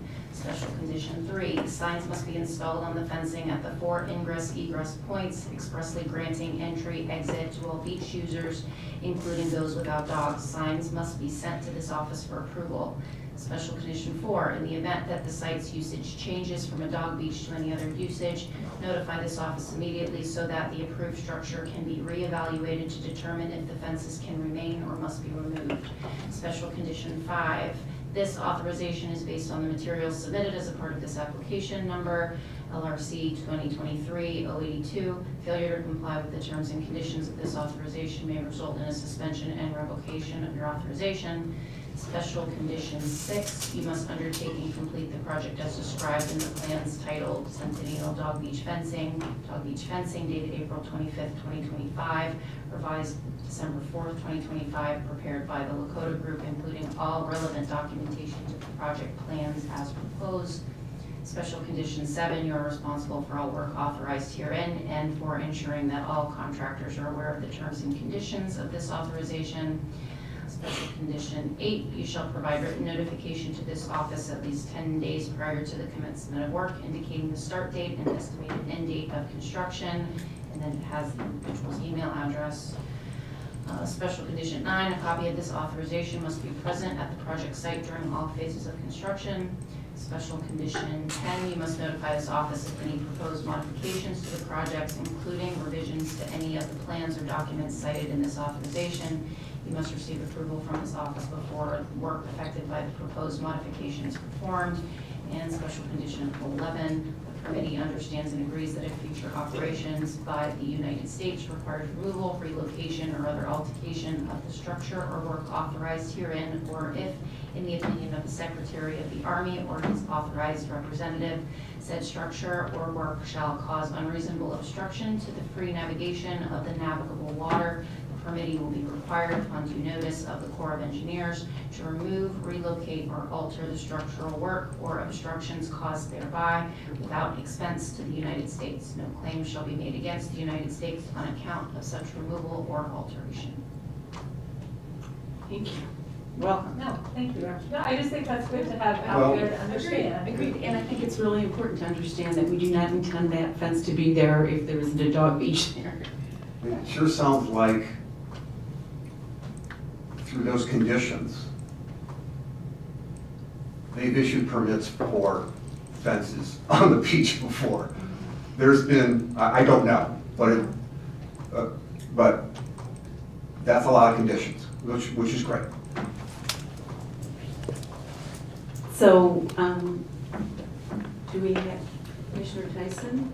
Well, you're not finished. I'm not finished. I just wanted to understand this dual plan situation a little bit better, because when we had our special meeting, I thought we replaced the plan with alternate one. Is our submission, but it sounds like that's not the case.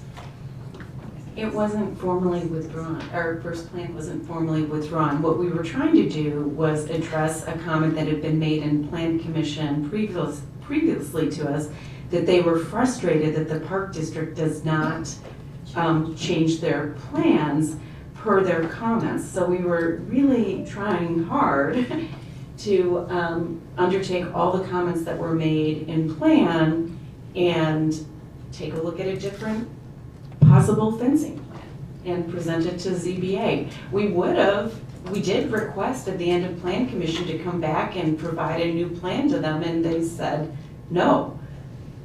So you've heard what, how Frank has said. Okay. So the village will allow us to present both plans at DRB. They're both plans that are part of the application. Okay. Away we go. Either one is fine. Yeah. I guess my frustrated reaction to that is I'd love to put 50 plans in front of them at this point, because who knows what's going to happen. So, you know, one plan, two plan, I don't know if it's gonna make any difference, but I guess we'll see where we end up. Yeah, listen, last comment, I swear, I'll stop talking. We're not gonna give up from this commissioner's perspective. We're gonna continue to push forward and do what we know is right. And we're gonna continue to try to have dialogue with the village to find a solution. And I'm gonna still remain hopeful. So, thank you. So I'll just say something briefly, and then we'll perhaps take an action on this. I think it should be abundantly clear to everyone that we're trying to keep the dog beach open, and we're trying to do it, you know, with a lot of external pressures on how we can operate the dog beach. I just want people to know we're really trying. So that's all I wanted to say. But at this time, I'd like to ask for a motion to affirm that both the alternate Plan 1 and the original interim dog beach fencing plan, which is currently permitted by the IDNR and the U.S. Army Corps of Engineers and has not been formally withdrawn, remain under consideration and direct staff to continue coordination with the village through the applicable review processes, with the understanding that the board is open to either approach. So moved. Second. Can you do a roll call vote, please, Alba? Commissioner Seaman, Yes. Commissioner Tyson, Yes. Commissioner Root, Yes. Commissioner Rapp, Yes. Commissioner Corley, Yes. Commissioner Koto, Yes. and Commissioner Gibson. Yes. The motion passes. Thank you. What was that, 7-0? Yeah.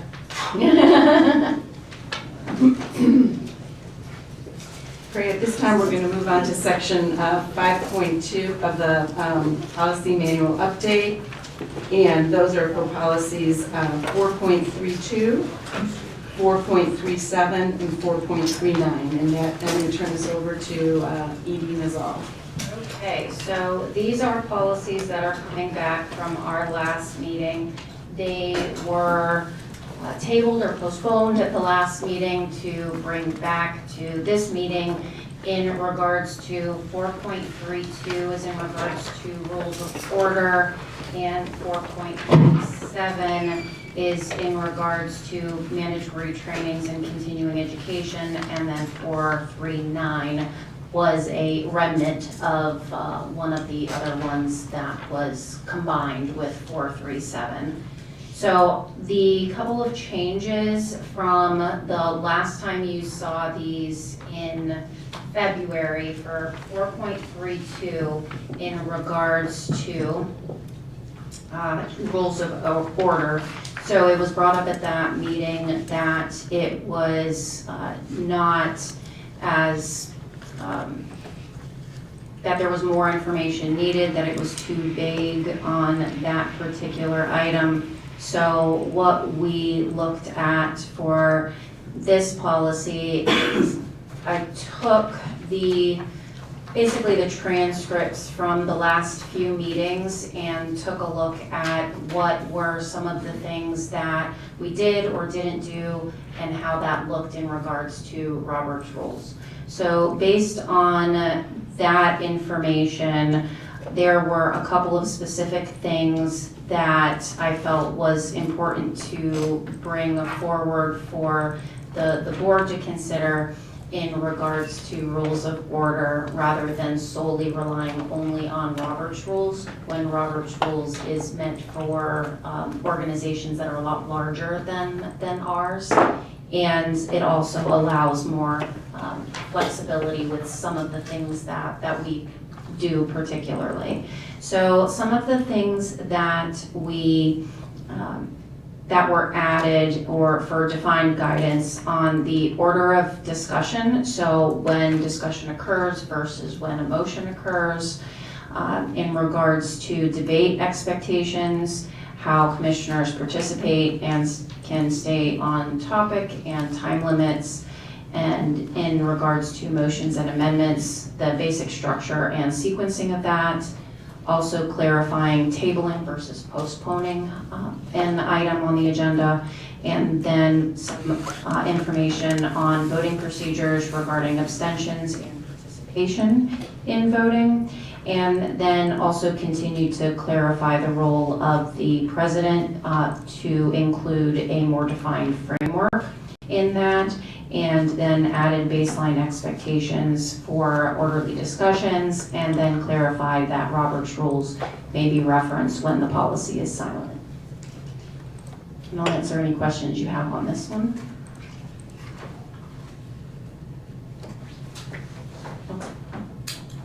All right, I will move on to. I think Commissioner Wyatt. Oh, okay.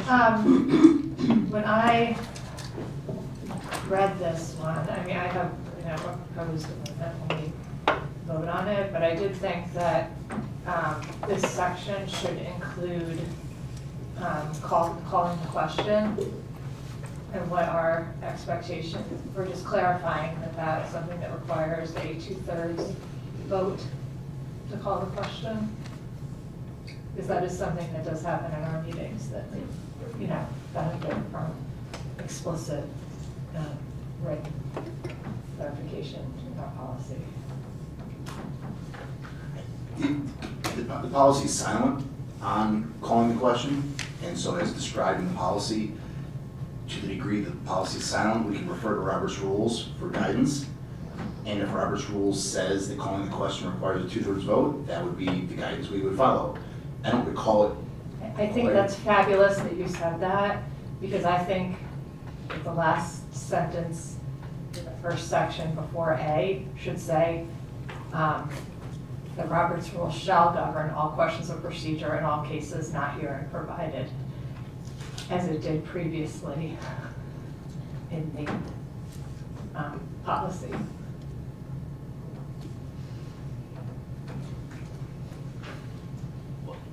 The other area that had me concerned was just the discretion of the president to allow a rebuttal. I didn't like the word rebuttal. I think it should be response. We're a community coming together to discuss and solve difficult issues. So I feel like rebuttal is not exactly the word that I would like to see in terms of how we work with each other. But I do feel that it's important, and I feel like in that section, the president shall allow a brief opportunity for response. If someone says something you disagree with, I think you should have a minute to respond, address the concerns, restate your position, whatever. So those are the 2 comments on that. And after others have discussed, I would like to make a motion to include those.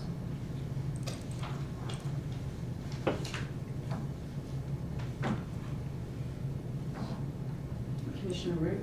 I don't know if we are reviewing comments by section. How does the chair wish us to do this? When you say by section, you mean with I mean regard by to 4.32? Yes. Well, I'm not really sure how we should do that. I think, I thought you had a question about 432. We weren't really yet looking for comments. I think I was gonna let Shannon present everything, and then we can go back, yeah, if that's okay. Technically, we're still bounded by Robert's I know, and rules. that's the thing I get caught on all the times we start talking and we're going back and forth, and that's a breach. So let's let Shannon complete the presentation, and then we can go back and discuss if that's okay.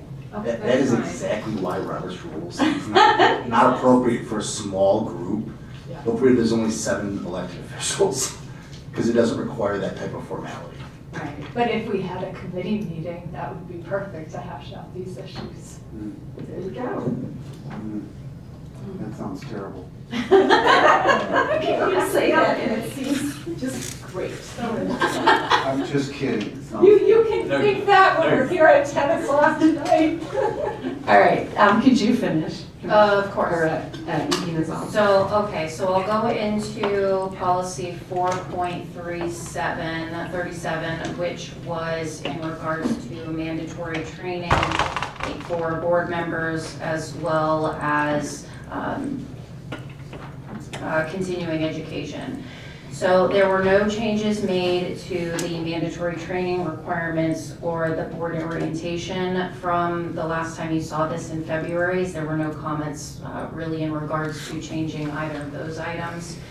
In regards to conferences and continuing education, I did the best that I could with the information that was at the last meeting in regards to making it sound nicer.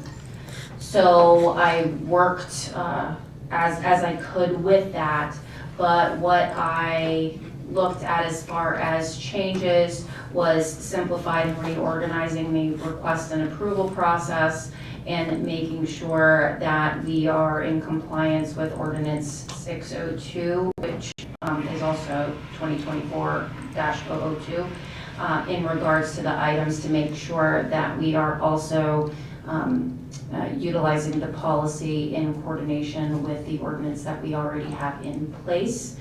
And also looking at specific items on during the annual budget process, putting that onus on me to solicit interest from board members to in regards to what the board members may want to participate in, to ensure that those requests are included in the initial budget process for the board to consider.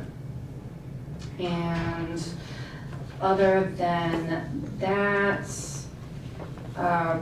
refined language in regards to financial goals and those board expectations in regards to reporting as well, as I heard that was of importance in that regarding reporting and confirmation of attendance at specific items or specific types of opportunities. One thing that we also looked at was that I heard as a comment the last meeting was to list all of the specific opportunities, but as opportunities can be flexible and vary year to year, we just put the different types of opportunities that may qualify in here as well. And other than that, again, 4.39, that would now be a reserve number because that was consolidated into 4.37. Thank you. At this point, I would like to, so how do we do this? Per Robert's rules, so I do the motion, and then we have the discussion, and then we amend it. Okay. May I have a motion to approve? Let me see. Yes. May I have a motion to approve resolution 2026-03-26-02? This is more of an example as to why we need to change Robert's rules. So can I make a motion to consider them separately at this point? You may, actually, because it would be a breach of Robert's rules if I didn't grant that. There we go. So when you told that no at the last meeting? That was wrong, and I was admonished. I was admonished by Shannon afterwards. I mean, it was so reasonable. I don't know why I said no, or did I say no? I think someone else said no. It was late. All right, so I'd like to make a motion to approve resolution 2026-03-26-02, adopting updates and acknowledging review of provided sections of the board policy manual. May I have a second? You need a motion first. Oh, we have that motion? So moved. Second. Second, all right. And then can we discuss this? To discuss all three or individually? All three. So you can give us your comments to all three, and then everyone else can do that. Okay, so. Oh, you're asking because we said we would Because I would split. like to, yeah, no, I. Okay, so you split. All right, so now I have to do a motion to split it, right? Correct? Okay. May I have a motion to approve resolution 2026, can I do the same resolution though, and I just do? You can just say, can I have a motion to consider approval of policy 4.32? Okay. So may I have a motion to approve policy 4.32 So moved. to the board policy? Okay. Second. All right. So you want to call it? And then can we have a? Discussion. Yeah, discussion. Okay. I'm not gonna reiterate the points that I already made in this time. So I will make a motion to change the last sentence of paragraph 1 to say Robert's Rules of Order newly revised current edition may be referenced as guidance on procedural matters not addressed by this policy, the board policy manual, or applicable law, and shall govern all questions of procedure in all cases not herein provided, which is the language that we had stricken out that was in our previous policy manual. So that's change 1. Then in the paragraph beginning, during discussion of each board agenda item, individual commissioner comments, including questions directed to staff, shall be limited for 3 minutes. When we get down to the president may allow a brief opportunity for rebuttal, I would like to change that to the president shall allow a brief opportunity for response.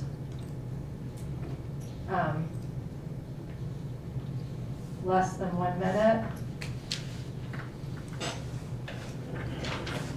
When a commissioner's remarks are directed toward another commissioner's comments, if a response is permitted, the president shall have the same opportunity equally to all commissioners who seek recognition.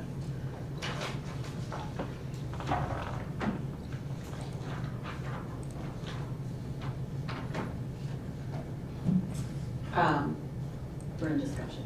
Yes. The only thing I would say is that 2/3 when you have 7 is the same as a simple majority. So it's 2/3. It is. I think it's 5. I think you need 5 better. No, divide 7 by 3, you get 2 1/3. And that's 4. 2/3 of 7 is 5. Yeah, that's fine. Do you want to round it up? That's what you're saying? You have to round it up. Okay. You have to round it up. All right. No, it's half a more than- person here on this board. You need more than 4 votes. Okay, gotcha. I just wanted to clarify that. I have a question. Yes.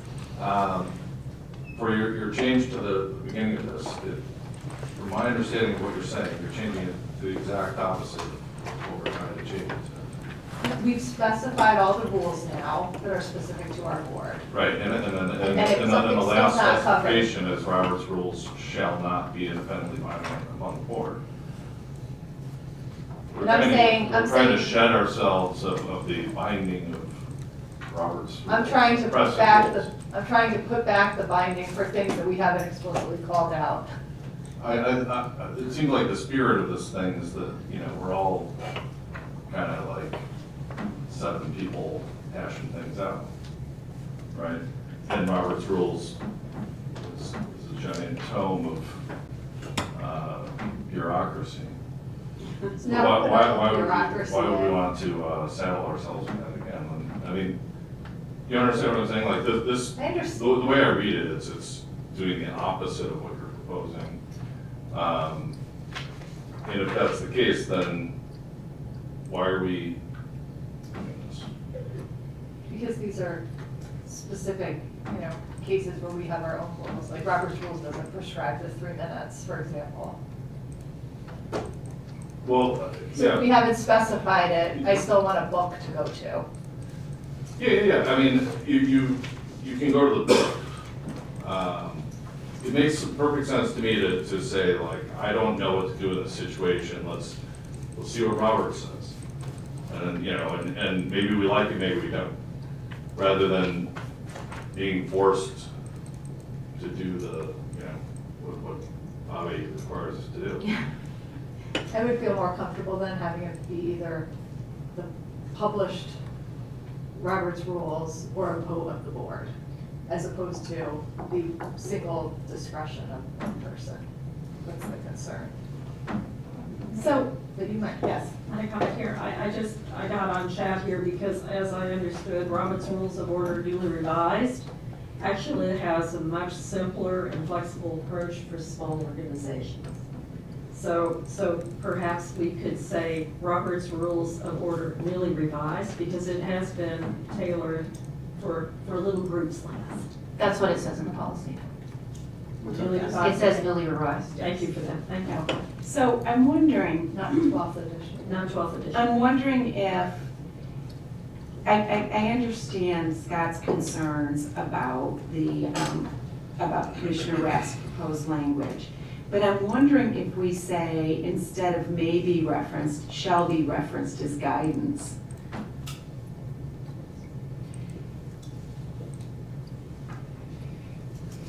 I'm actually throwing this out to like Shannon and Adam So shall be referenced as guidance still gives us wiggle room.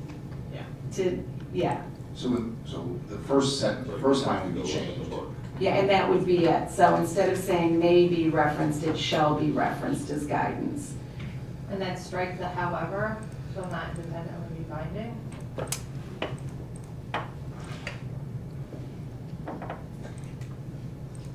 I'm not quite sure what that even means. It means we can ignore the book. Yes. That's the part I don't like. Why? Then We've been doing it all year. In the event where you ignore the book, you would argue that we should take a majority vote of the board. That's what I would like. Rather than be the president's discretion. I think that's the That's substance fine. of your Yeah, argument. I personally don't So- have a problem with that. Okay, so then it would be a majority vote of the board, or Robert's rules, if we, whatever fits us better, majority vote of the board. Okay, so we can make up our own rule, but it's not up to one person. Correct. That's, Listen, excuse me, you may? all of a sudden, that idea of a committee meeting it seems really good. Uh-huh. Because listen, we have 2 more sections to talk about. See? And if we go on like listen, our viewership is plummeted right now. Right? Our Nielsen rate- I'm gonna miss my flight at 3:30. 3:30 a.m. Yeah. Oh, that's fine. I understand in line. What do we Yeah, exactly. need? Do we, I do not want, No, I think we have a consensus here. Let me just Okay. summarize. We have take out rebuttal and replace it with response. are you good with We that? have take out, what was your first one? I'm okay with what, Take out the Robert's rules or 2/3 majority and then board vote in place of president's discretion. yes. Okay. So in terms of language, Robert's Rules of Order, newly revised current edition, shall be referenced as guidance on procedural matters not addressed by policy or manual or applicable law. And then a board majority on The board majority. a board majority vote and also govern rules of procedure in cases not herein provided. Perfect. Did everybody? No. That's okay, we'll read it again. Just read it again, because you've got it. And where is this going? This is In under the preamble. Page at the beginning. preamble, just before A, procedural rulings and points. 4.32 rules of order. Okay.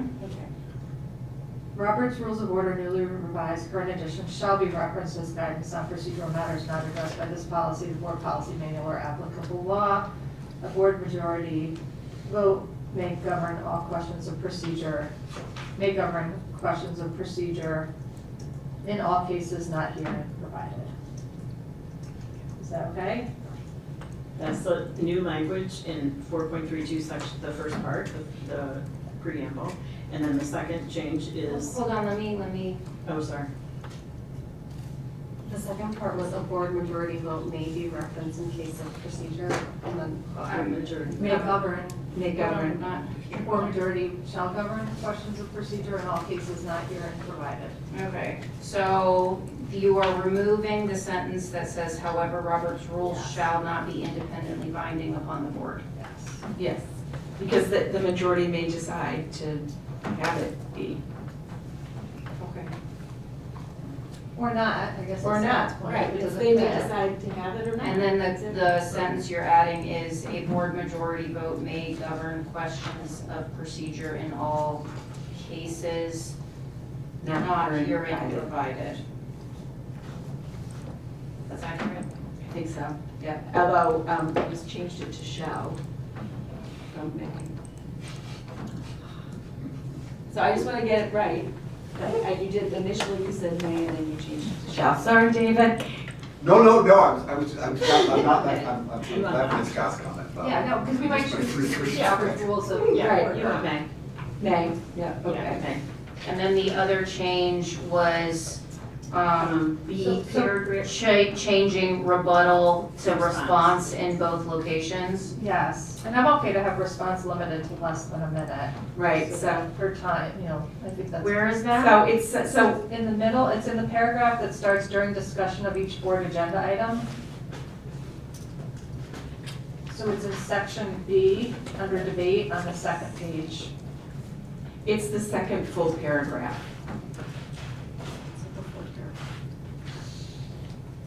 What does it say? It says during discussion of each board agenda item. I wonder if you're looking at a different sort of pagination. It's the third full paragraph on the top of it. I have the areas for the response part, but where are we talking about? It's A so- less than 1 minute. Oh, so what, so that, Parentheses she's adding, after response. right, so the last sentence that begins with the president, Commissioner Rapp is asking for us to delete may and input shall, allow a brief opportunity for delete rebuttal, put in response, in parentheticals, put less than 1 minute when a commissioner's remarks are directed toward another commissioner's comments. And then in that last sentence, it's if instead of if rebuttal, you replace it with response. Is that, okay, hold on. That's a word. All right, so 1, 2, 3, 4, fifth line down on that third paragraph on the second page, is that where I'm starting? The president shall allow, right? Yes, yes. Shall allow a brief opportunity, or you want to say a less than 1 minute? Is that the question here? Brief opportunity, parens, less than 1 minute. Yeah, that's fine. Okay, so that's saying, just for clarification, that's saying that when any response is made, it can never be over 1 minute. Correct. Unless the board waives the rules. Yes, unless a majority of the board. We're gonna have to go through a policy session. I just want to make sure Yes, the yes, board is that's what it clear is. that Yes, that's, That's okay. what it means. Do people not want less than 1 minute? I feel like. No, I think that I feel like that's. it's good to, I Once mean, you've that gone was, through 3 minutes from everybody, you can wrap it up in a minute. that was suggested by other, just in terms of value from the conference, that was suggested by other boards. Yes, I agree. Is it I've heard it, fair? I've seen it before, I don't object to it, I think it's fair. Just for. Yeah, and if we think that we need longer rebuttal times, then we need a majority of the board to vote in favor of that. And does that last sentence come out then? Or that first part of that last sentence come out because it's now a shall allow an opportunity? Yeah, I guess it kind of does, because that's, yes. Yes, because because it's a shall, everyone will have the right, yep. All right, so I will be removing if rebuttal is permitted. Right. No, just that first part.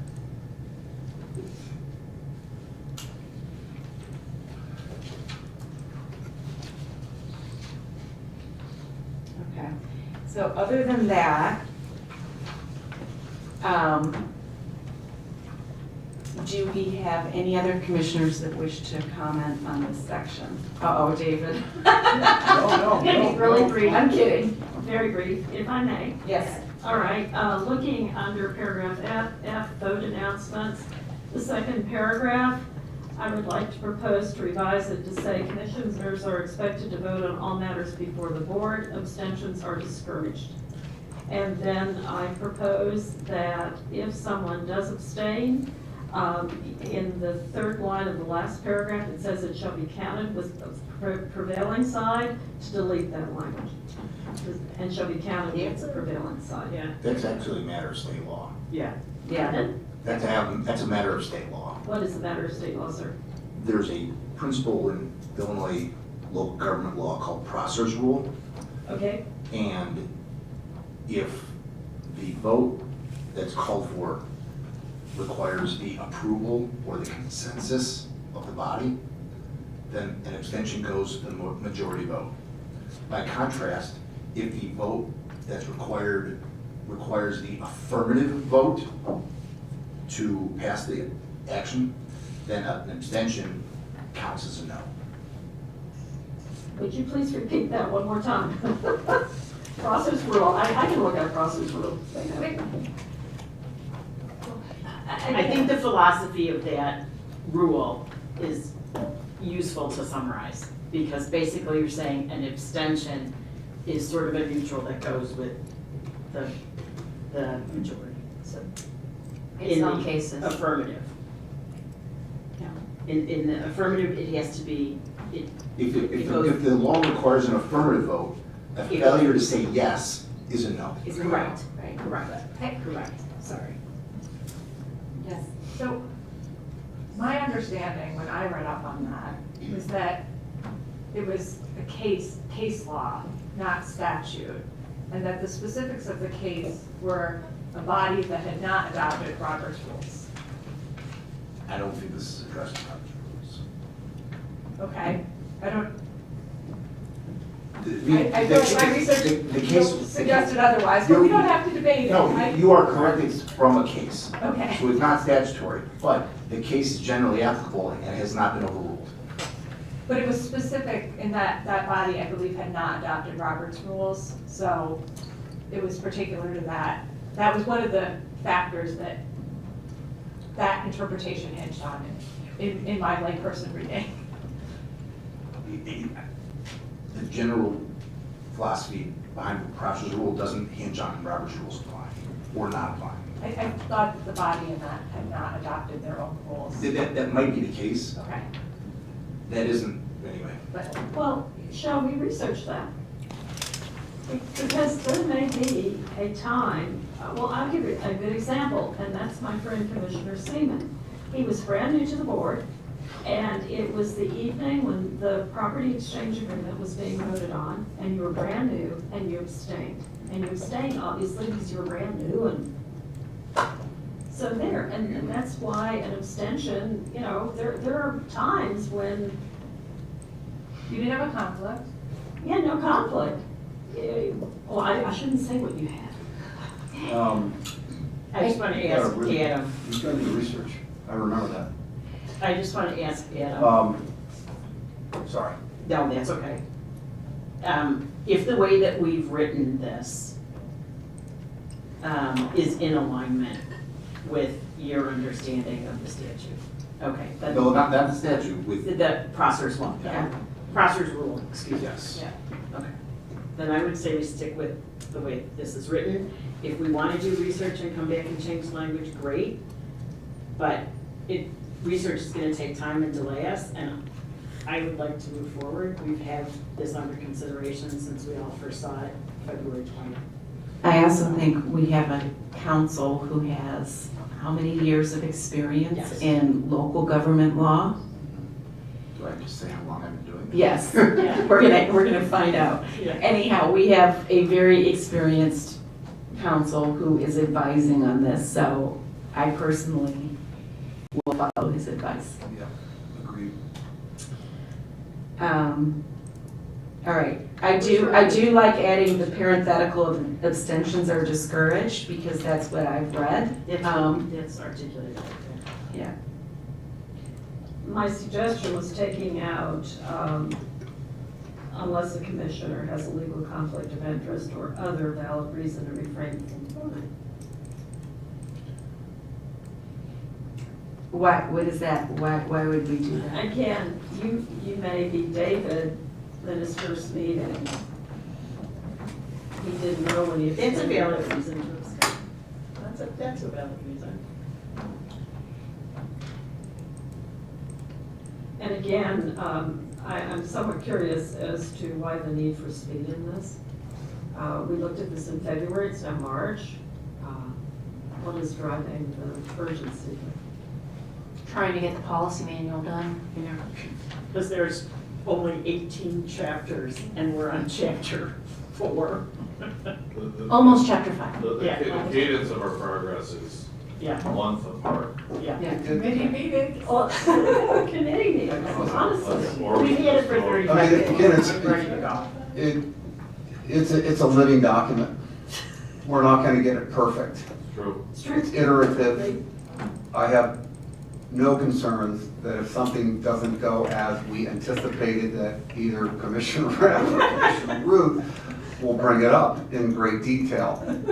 We have a lot more to get through tonight. Yes. That staff has to present on. I- We gotta go. I agree. If we're not comfortable voting, we're not comfortable voting. Okay. But we gotta move on. Motion, right? Yes. With the language changes. Yes. Are you making a separate motion to? I am not. Okay, so we I have one don't motion. think we have one with the language changes. Okay. Can I try, give it a go and you interrupt? if I You can don't just get it? say as amended. Oh, yeah, I'll do it as amended. Okay, may I have a motion to approve section 4.32 as amended? Yes, so moved. Second. So we've already had the discussion. We'll do we do a roll call. Roll call vote. Okay. Commissioner Corley, Yes. Commissioner Rapp, Yes. Commissioner Proto, Yes. Commissioner Root, Yes. Commissioner Tyson, Yes. Commissioner Seaman, Yes. Commissioner Gibson. Yes. The motion passes. All right, great. I really wanted to abstain. All right, we're moving on to section 4.37. And we did, I think, have a little bit of discussion, but is there an item that you'd like to propose for motion here? I move to approve 4.37 as written. So moved. Second. All right, is there a discussion here? Oh, So I first want to say thank you to Shannon. She Oh, yeah. did a good job revising this based on our very late comments last time.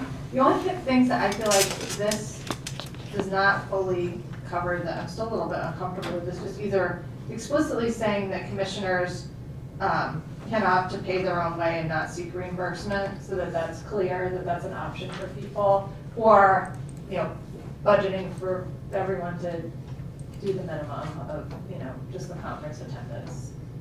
So, just so that, people know that that's a path.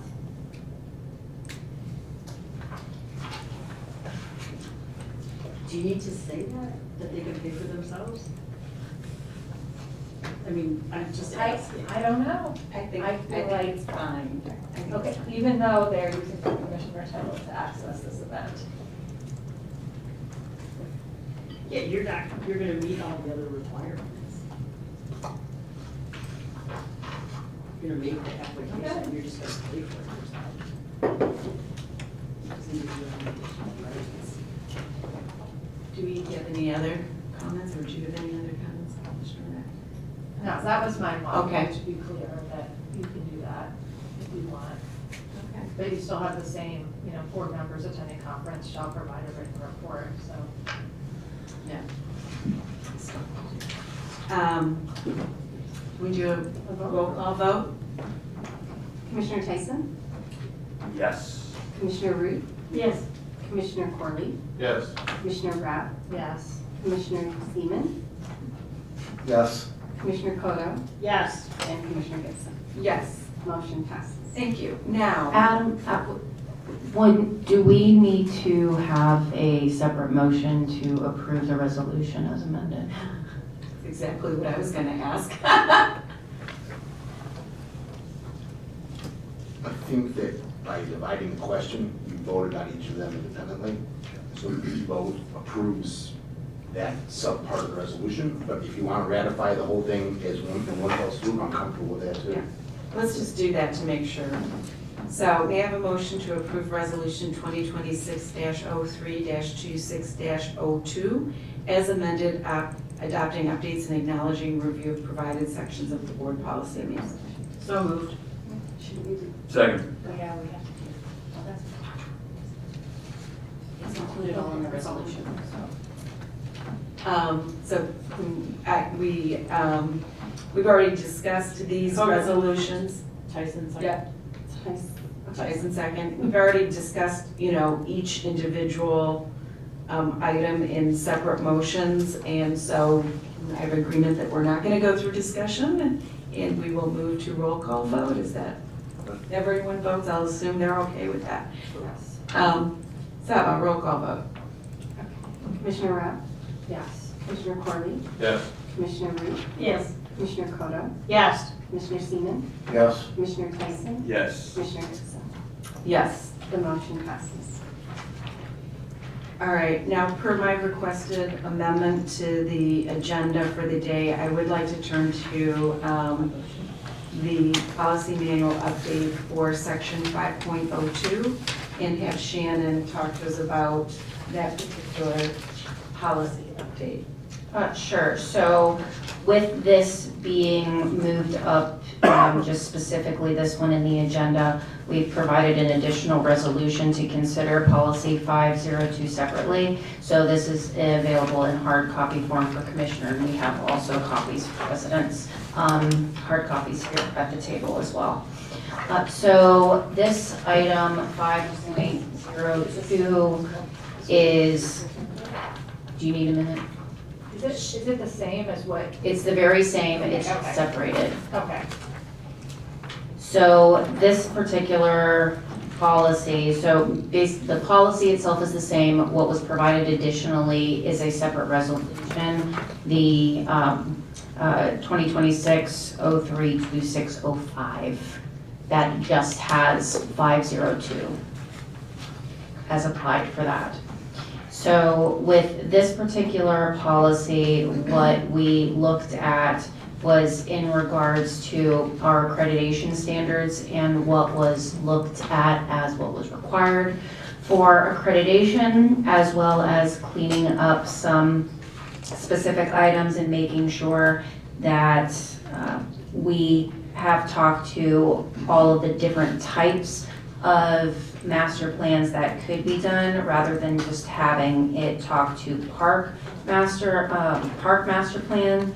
It adds park site and area master plans, so we can specify that there are specific areas that should have their own master plans in a combination effort rather than individually.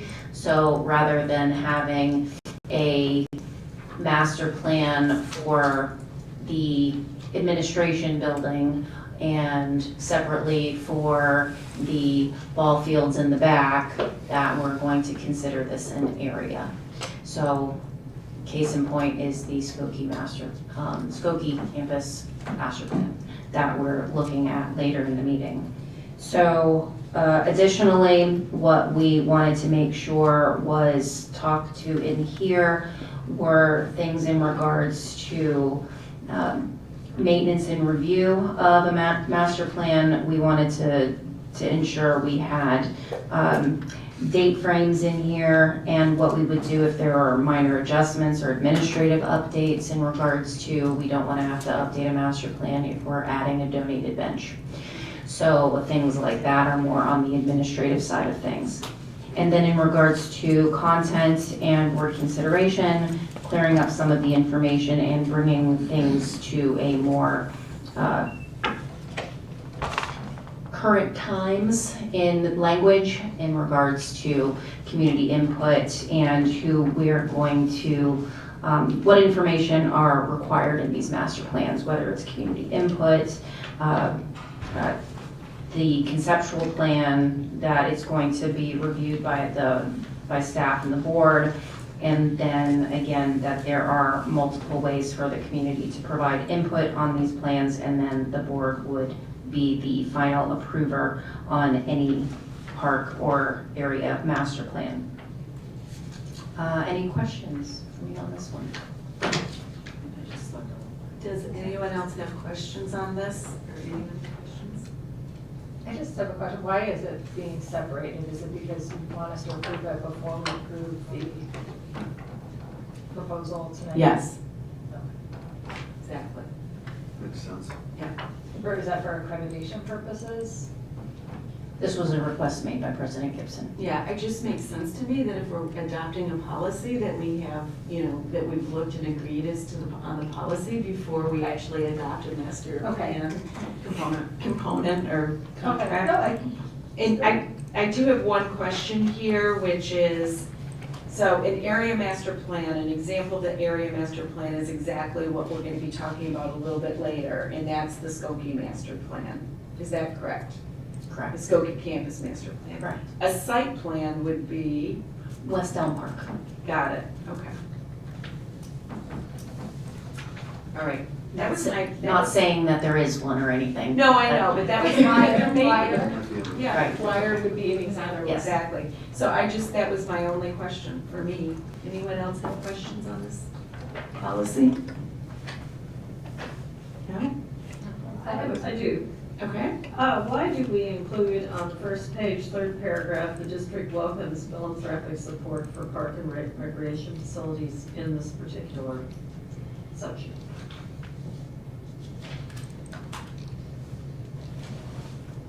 I believe we do. I think that's true. Well, What was your, I'm trying to figure out why that sentence is in here. which one, I'm sorry? The district welcomes philanthropic support for park and recreation facilities. Third paragraph. Yeah, third paragraph, yeah. Okay, yep. I mean, I liked that sentence. You like it? Fine. Because it was followed by a sentence that very Says- clearly stated that you can, reflected. that the thing that the money's coming for needs to be in the plan before the money comes. It's not like we're gonna plonk a park shelter and elder. You just answered Like the my Wizard of question. Oz. Thank Yes, you very that much. was how I read it. Is that how everyone else read it? I just want to follow what you're saying. You're saying we have a master plan. Someone comes in with 50 million bucks and says, do this, and we say, sure, but it's not consistent with the master plan, so therefore we can't accept it. Yeah, the answer is no. Right. That was how I read, is that Right. consistent with the intent? Donor supported project should advance the plan and vision reflected in adopted master plan. Thank you. Got to be consistent with it. If we Yeah. said we wanted a new tennis center in our school youth Lakeville master plan and someone came with the 50 million bucks, we would say, hooray. Yeah. Or whatever. Thank you. Yeah, that's an important sentence. Yeah, no. Yeah. All right. Do we have any other questions or comments? All right, may I have a motion to approve Resolution 2026-03-26-05, adopting the updates and acknowledging review of Section 502 of the Board Policy Manual? So moved. Second. And that's a call vote. Commissioner Cotto? Yes. Commissioner Seaman? Yes. Commissioner Corley? Yes. Commissioner Tyson? Yes. Commissioner Yes. Commissioner Root? Yes. Commissioner Gibson? Yes. Motion passes. Thank you. Elisa, sorry about making this late, but we're looking to you now for the rental fee schedule for 2026. This should be very brief. When we brought the fee schedule to the board in late 2025, Howard Woods and Station Park were not listed as rentable parks. Occasionally, we do get some groups and organizations that do request these parks. So I am proposing that the fee structure set up for these two park rentals, which again are not regularly rented parks, but are consistent with the fee structure for the other shelters and parks, which is $25 an hour for residents, $50 for non-residents with a 4-hour minimum. In addition, we also realize that Maple Street Park and Tower Road Park, not the beach, just the park, are occasionally also rented. We do have a fee set for that, but it was not put on the fee schedule. So we are just bringing that to your attention, that we do rent those two parks for $15 an hour or $25 an hour, and there is not a minimum at those parks. So we are just recommending that these fees are approved, so we can set them up in the event we have someone request these parks. Thank you. I'm going to ask for a motion and then we can have a discussion. May I have a motion to approve the fiscal year 26 park rental rates for Howard Woods Park and Station Park at $25 an hour for residents, $50 an hour for non-residents with a 4-hour minimum, and Maple Street Park and Tower Road Park for $15 per hour for residents and $25 per hour for non-residents with no hourly minimum, and $25 per pair, a pair for receptacles, and $50 an hour for park rental staff. So moved. Second. All right. Anyone have any questions or comments? Thank you. Commissioner Root, over here. Yes, Commissioner Root. I just have a question. With respect to Station Park and Hubbard Woods, this is non-exclusive. If someone wants to rent the park, other residents are welcome to use the park while this rental is occurring, correct? That's a question. Yeah, I mean, it's specifically at Howard Woods, the playground, the bathrooms, all of that's accessible. Station Park is a smaller park, and yeah, people can walk across it. And then these are high areas of traffic, and so I don't presume we're going to have someone with a party with 5,000 people coming in where there's no parking. That's discretion, I guess, with staff there. Thank you. Commissioner Root. So I just want to follow up on what Commissioner Root says. I looked for the language that says, please note the park is still open for public use during your permit in our policy and our rental application. And I didn't see it clearly identified. So I think that needs to be a little bit clearer. I would say when I went back and looked at this in our policy, there were a lot of things that were not as clearly identified in terms of the park rental versus shelter rental. So for here, parks and shelters as an example, Crow Island Woods, group max 75. I believe when I read that in context, it's actually for the shelter and not necessarily the whole park. You know, because Crow Island's a pretty big space, but when people are renting it with 75 people, they're expecting to be in the shelter. So I'm a little bit personally uncomfortable just having these rates out for anyone to rent at those rates, because in our, because it's not clearly defined what exactly you're renting, and we do not have the language saying it's clearly non-exclusive use. In our policy, it does say, if an individual or group is interested in renting another location that is not listed, that we have available for rental, or is anticipating having more than 100 people in attendance, the application will have to submit one of the Winnetka Park District special event permits. So why would we not, for these, like Hubbard Woods Park, I mean, those are large events, over 100, are people casually asking to rent Hubbard Woods Park, or is it for, so wouldn't they already go into this special, couldn't they just go into this special event permit process because those locations are not already listed?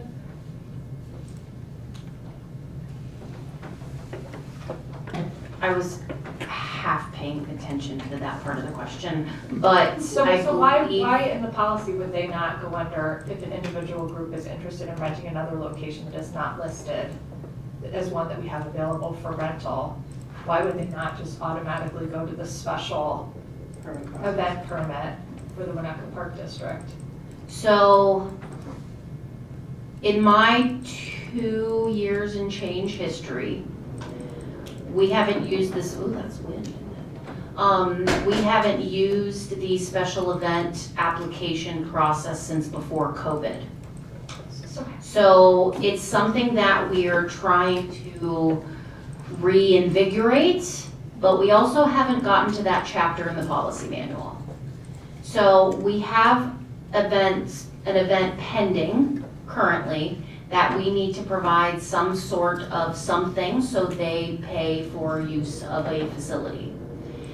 It is more of a stopgap at this point, so we have a revenue for that particular use of a facility, and we have started working on the special event policy to update that into more current times than what we have since back in 2019. Does that make sense? So wouldn't this just fall in this is in the discretion of the executive director, and not everything is perfectly prescribed everywhere? For these specific events?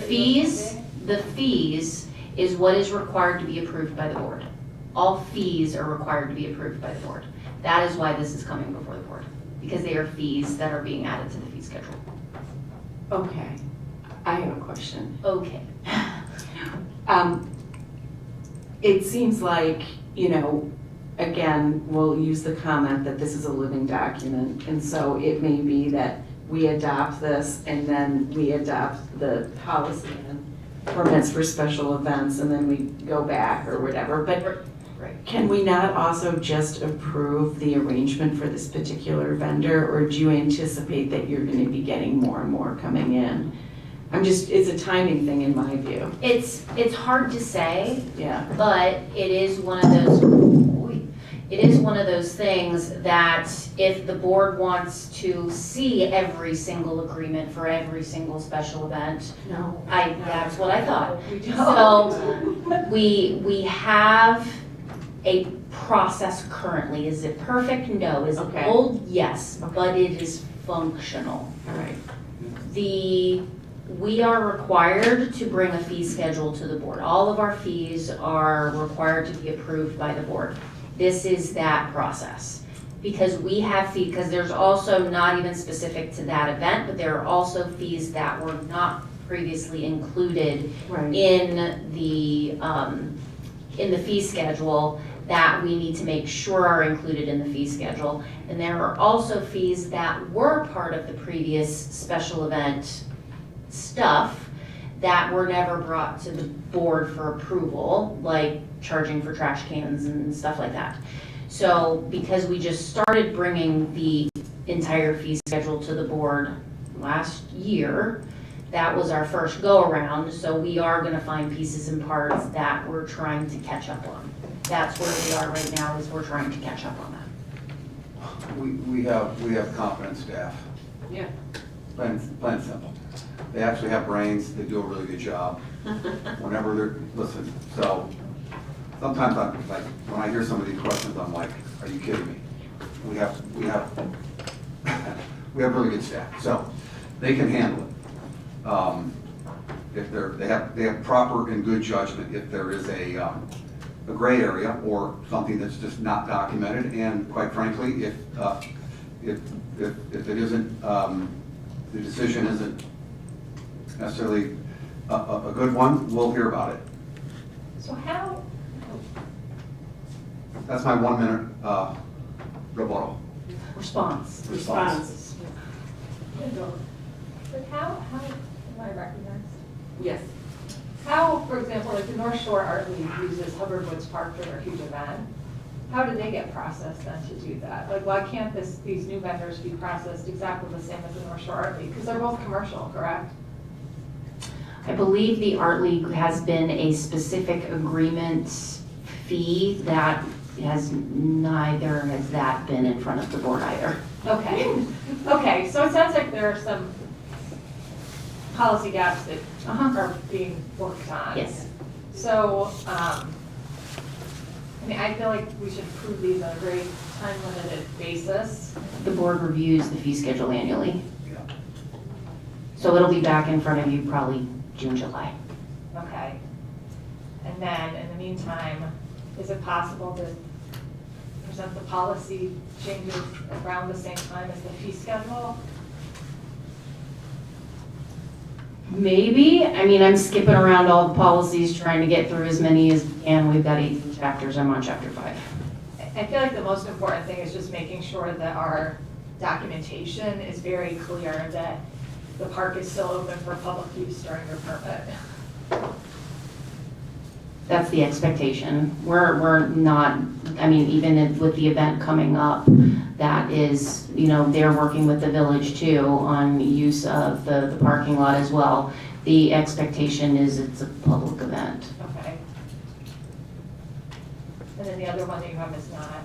That's the only one I have, I think. Do we have any other comments or questions? All right, can we move to a roll call vote on this, please? Commissioner Corley? Yes. Commissioner Root? Yes. Commissioner Tyson? Yes. Commissioner Rapp? Yes. Commissioner Seaman? Yes. Commissioner Kodo? Yes. Commissioner Cleese? Yes. Motion passes. All right, we are moving into section 6.2, enterprise facilities dash full-time KPI staff bonuses, fiscal year 2026, and again, this is Lisa. Since 2016, the enterprise departments have been awarded an annual budget based on key performance indicators, KPIs. Last year, I presented to you some 2025 metrics. So we actually had something measurable to determine what their bonus was dependent upon versus it just being a little bit more open-ended as it was in the past. So 2025, we lived with these metrics. The metrics were used to award them their bonus in early 2026. And since that was our first year that we lived with it, we have made some tweaks and made it even a little bit more measurable or easy to calculate the breakdown. These metrics are recognized as efforts to reward them. There are some that are a little, I would say maybe a little bit more difficult, challenging, but it gives them something to work towards. Just a reminder, the enterprise funds are not tax supported at all, so they are solely running their business as a business. Responsible for all their revenue and expenses, direct expenses, and capital expenses. So anyways, I am recommending that the 2026 metrics be approved. We would like to get these approved because we are already in the middle of 2026, so the staff need to be aware of what they are working towards. If approved, these bonuses will be awarded in early 2027. And our intentions are to use these metrics moving forward because I would prefer to keep something consistent annually.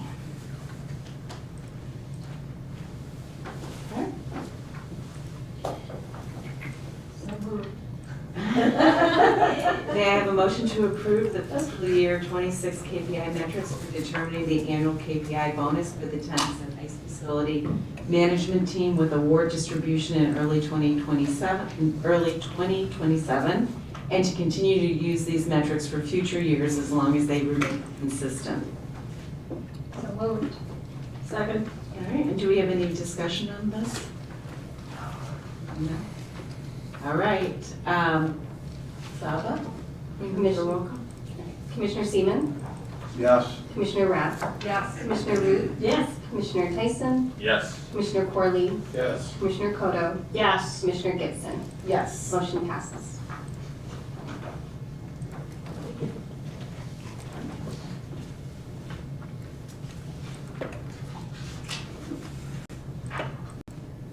All right, great. So we are moving on to section 6.3 of the agenda, Skokie Playfield Campus Master Plan Budget Adjustment, and this is Costa. Thank you. As presented during the fiscal year 2026 budget process, the Park District did allocate a budget of $100,000 to complete the master planning of the Skokie Playfield campus. That master plan includes the recreational facilities, the enterprise funds, as well as this facility, and of course the playfield circulation and so forth. At that time, the budget was assumed that $100,000 would cover what we had hoped for the budget. Unfortunately, as we've gone through the request for proposals, as we'll identify and review here under agenda item 6.4, we found our budget to be light by both parties who did submit our proposals for the project. The request from the staff right now is for Park Board to take consideration of that. And I'd just like to note that if the Park Board so chooses to follow staff's recommendation and make this budget adjustment, this in no way allows but would award the contract. That will be discussed as agenda item 6.4. One is solely to put the money in place, to give the board the opportunity to execute if they so choose with the next agenda item. So we are proposing, based on the cost analysis and the review, additional $50,200 to take into consideration. That allows for a contingency of 5% for the lowest responsible bidder, or in this case, the best qualified responsible bidder for the project. The funds we are looking to remove these funds from the general fund 01 to account 200-628 to the Park District Master Plans as called out in the budget line item. I would love every opportunity to answer any questions if the board has at this time for this item. Any questions for Costa on this? It's the way things are these days, everything's more expensive. May I have a motion to approve the budget adjustment in the amount of $50,200 from District Reserves General Fund 01 to account 60028 to allow the district to proceed with the Skokie Playfield Campus Master Plan project? So moved. Second. We have discussion on this? No? All right. Roll call vote, please, Saba. Commissioner Cotto? Yes. Commissioner Corley? Yes. Commissioner Rapp? Yes. Commissioner Root? Yes. Commissioner Seaman? Yes. Commissioner Tyson? Yes. Commissioner Gibson? Yes. Motion passes. Thank you. All right, now we're moving on to section 6.4 of the agenda, and that's the Skokie Playfield Campus Master Plan and the award of a contract for that. And again, it's Costa. Thank you again. All right, to go a little further in depth here, the Park District did submit a request for proposals for the Skokie Playfield campus. With the time that we had this live on the street for public bidding, we did receive 2 proposals at that time for this project. We were, of course, hopeful for more, but the 2 parties that are supplied proposals were the Lakota Group, as referenced earlier today through some public comment, as well as RVI, also known previously as Hitchcock Group. You might remember them for their work through the comprehensive master plan that we had just recently had wrapped up last year.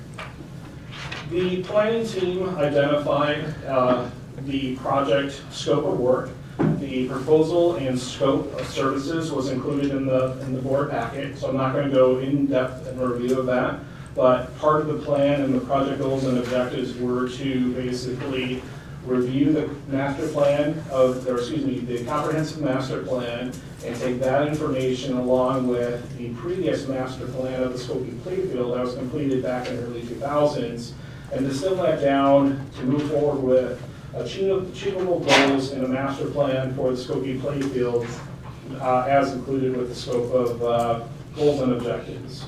Some of those included long-range plan and vision for our facilities, encompassing those focus areas as identified in the master plan, the comprehensive master plan that is, the balance of recreational programming and options, administration functions, improving efficiencies, and so forth. The Park District put together a review committee. It was a 10-member committee to sit down for an interview with both firms. There was selection criteria that was identified in the RFP process, and it was based on that, the evaluation of that criteria, that the staff reviewed those proposals. I'd like to just note that the review and the tabulation of those results were submitted in the packet for the park board to review, just so you knew that review. Please note that both Executive Director Nadal and myself, we did participate, but our rendering on our decisions weren't included with our selection process. It was the other 8 participants of that, which was including other executive management of the Park District who provided that information. So through that process and review, the Park District did distill down as the Lakota Group to be the better of the 2 firms, or the most appropriate firm to execute on our proposal and scope of services for that work. Through that review, because of the pricing, which was open after the interview process, you'll see that noted through the master plan review of the documents, we chose to go back to those firms and reaffirm the costs associated with work or design efforts for the Woodmaker Platform Tennis Facility were taken out or withdrawn because of the process and how far we've come with the development of that plan for that facility. So there was an opportunity for both firms, and I submitted an email directly and had them follow up based on that information should then reduce their fee structure, their proposal accordingly. That information was distilled down to the bid tabulation that was included in the park board packet. The park board did identify the team of the Lakota Group in conjunction with the DeWalt Hamilton Associates, as well as Williams Architecture, to move forward with the proposal. Please note that the subs for both firms were identical. They both looked to DeWalt Hamilton, who previously did the initial civil engineering for the site back in the 2000s, as well as Williams Architecture, who just recently had participated in the comprehensive master plan as well. So we are encouraged to see that the selection was more based on the tack or the approach, if you will, for each group, each firm that would be leading the charge. So like I said, the staff's review distilled down where they felt that based on the review criteria that the Lakota Group would be the best for the community to take and move forward with this next step. So at this time, unless the park board has additional questions, I just want to note that the total project price of the Lakota Group is $142,968. And also note that you'll see in the bid or in the proposal for the Lakota Group that the principal, Scott Ferris, his time is all comped at this time. It will be for the project. There is no base fee or pay for Scott and his planning efforts through the master plan. He felt, and he brought that up in our interview, that it wasn't appropriate for him to charge the park district his time for the proposal as well as the project throughout this planning process. So just note that that is also included. There's a reduction of the services there for the cost of about $24,480. So I'm sure the park board might have a few questions here. I'd be glad to answer those questions before consideration can be made. Can I have a comment? All right. He did also waive his fees for the Green Bay Trail Master Plan for the village, just so you know. He lives in town. Right. Yeah. It's not just us, but I'll make my personal. Yes, because we know Dean. I'm actually surprised Lakota bid on this, given all the terrible experiences they had with us around the lakefront. Okay? So thanks to Lakota for bidding on this. I would say I'm going to bring a comprehensive master plan to every meeting until I'm off this board. And even if I'm not on the board, I'm in the audience. Because when I think about the comprehensive master plan, this master plan for Skokie touches on many of the focus areas in no particular order. Focus area number 8, focus area number 9, focus area number 11, focus area number 12. And then when I go to the needs assessment survey, ice rink, outdoor swimming pool, community center, indoor swimming pool. The only place that we could potentially ever put anything like that is here, which is, well, we're gonna find out. So I'm completely supportive of it. My second comment is, you know, and I talked about this in our session, man, the worst thing that we can do is spend $150,000 and actually have all this grand plan about the stuff that we just can't do. I would just ask, the staff will be leading the communication, grand plans that, you know, lead to nowhere. It's just a terrible waste of money. And I want a reasonable plan given the constraints that we have in this wonderful campus that we're blessed to have. So it needs to be reasonable, attainable, approachable, and in line with what we're talking about on the CMP. Thank you. Any other commissioners who wish to speak? I have a question. Sure. I don't know if it's appropriate at this point, but, and you know, I share David's comments about Lakota, but I look at all the wonderful parks that they have successfully achieved. Okay. And again, I'm sorry, but Platter Pockets and Louvers, Should never have happened. So that could have been an error of judgment, so I'm being positive about where we're headed with Skokie. But a question, who is going to be on the steering committee? I was the same question. Yeah, who's the steering committee? And with stakeholders, are we also going to include residents that are in the surrounding area as part of the stakeholder process? Absolutely, that's part of our newly adopted policy. So staff will be working with the consultant on defining what that public outreach looks like, but it will be meeting with not just a certain group of commissioners, but all commissioners and user groups of the entire campus, the Golf Services Advisory Board, because the golf course is included in that as well. It will include neighbors, it will include the village, it will include, there will likely be, there will be a survey, there will be a website, there will be multiple opportunities for public comment to occur organically within our facilities at special events and busy times, during use of the different facilities. So there will be an extensive public input process similar to what we had with the CMV. And question number 2, I didn't see any reference to pool and I may have not read with care in this proposal. So as it relates to the pool, that was identified in the proposal, or not, excuse me, the RFP itself, through the review and understanding with Scott and his team, that did come up, and they did identify that, based on Section 8 of the CMP, and Section 8 clearly identifies the priority ranking amongst the community of what was completed, that those would be things that would be taken into consideration.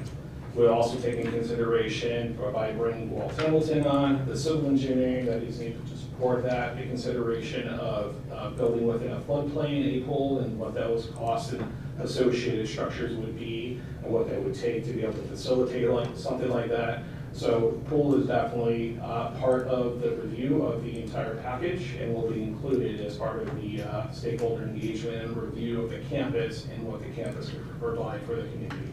Thank you. I would clarify though that it doesn't guarantee that a pool fits on this campus. Correct, I apologize. Doesn't guarantee what? That a pool will fit on this campus. Right.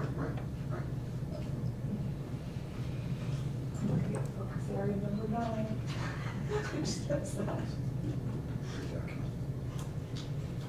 Do you have a comment, Commissioner Ray?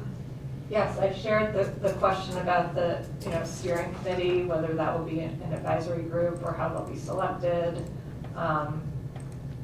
And I was pleased to see in the scope that the survey results will be included in the final, did I read that correctly, in the final plan? Well, yeah. The results of the online engagement. Okay, no, that's good. That's an improvement, because that has not always been the case. So I thought that was positive, because I really feel like the quality and trust in the public engagement process will determine the success and acceptance of the plan. So I think to the extent that it's perceived as, hockey's plan or tennis's plan or, tennis's plan will not help us, and will be better served by making sure that we feel like it is a community plan that balances all those interests. So I think that the public engagement is critical. Yes, I think engagement of the neighbors is important. The other comment that I wanted to make is there were references to the parking, but I really feel like the parking is a key focus area, because we are, on the weekends, we are coming into the season after spring break where cars are lined up in the first couple blocks, overflowing into the streets, residential areas from our campus. And so I think to the extent that that can be addressed, or there are quick wins from the parking study, that we should be all over those, because I think that's something that enhances the lives of residents and minimizes the spillover from this campus. Because we are like a beehive. So hopefully our consultants will be able to help with some thoughts to address that, because I see that there's going to be ambition for new facilities and more, but if people can't find a place to park and play golf when they want to come, it's all for nothing. So I hope that there'll be some great insights from that. So anyway, those were all the comments that I had. Any other commissioners? So I have the same question. In places here, and I wasn't sure when I read it if there's a disconnect between sort of a prior similar project that they had done, and that's why they were using the term steering committee, but they refer to meet with district staff and steering committee, and I'm like, who's the steering committee?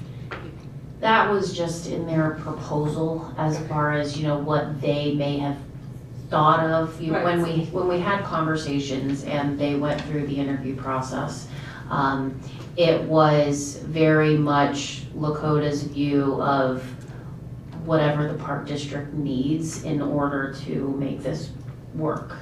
So from a quote-unquote steering committee perspective, I don't see it that way because the entire community is the steering committee.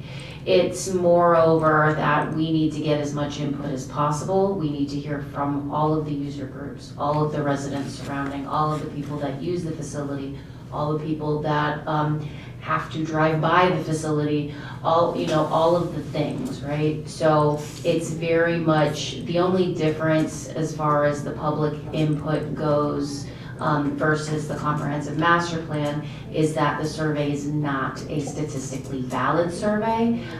It would still be statistically significant. Excuse me, it's actually hard to hear, Shannon, sorry.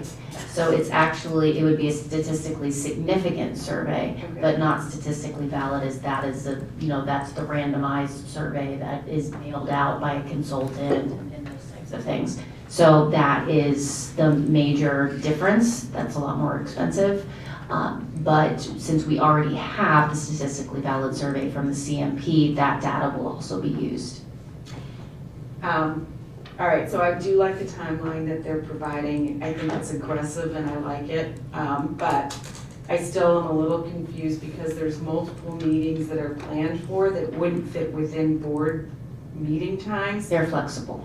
Okay, so for things like reviewing the draft final plan report, would that, is that task going to be something that the board and staff do together? Or I'm just trying to figure out how this is envisioned, or is there going to be a different document that we're presented with next month that sort of sets out the...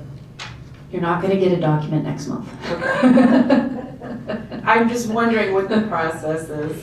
It would be very similar to the CMP. It is a fairly similar process. I would just say the CMP is 50,000 foot level. Mm-hmm. Now we're down at the 10,000 foot level for this specific area. But the process of garnering input is going to be fairly similar, but it's going to be based on this geography. This particular area here. Mm-hmm. And luckily we're going into a good season of activity and people are outside. So we should be able to get good input if we're going to the farmer's market or if we're going to, a busy Saturday here at the field.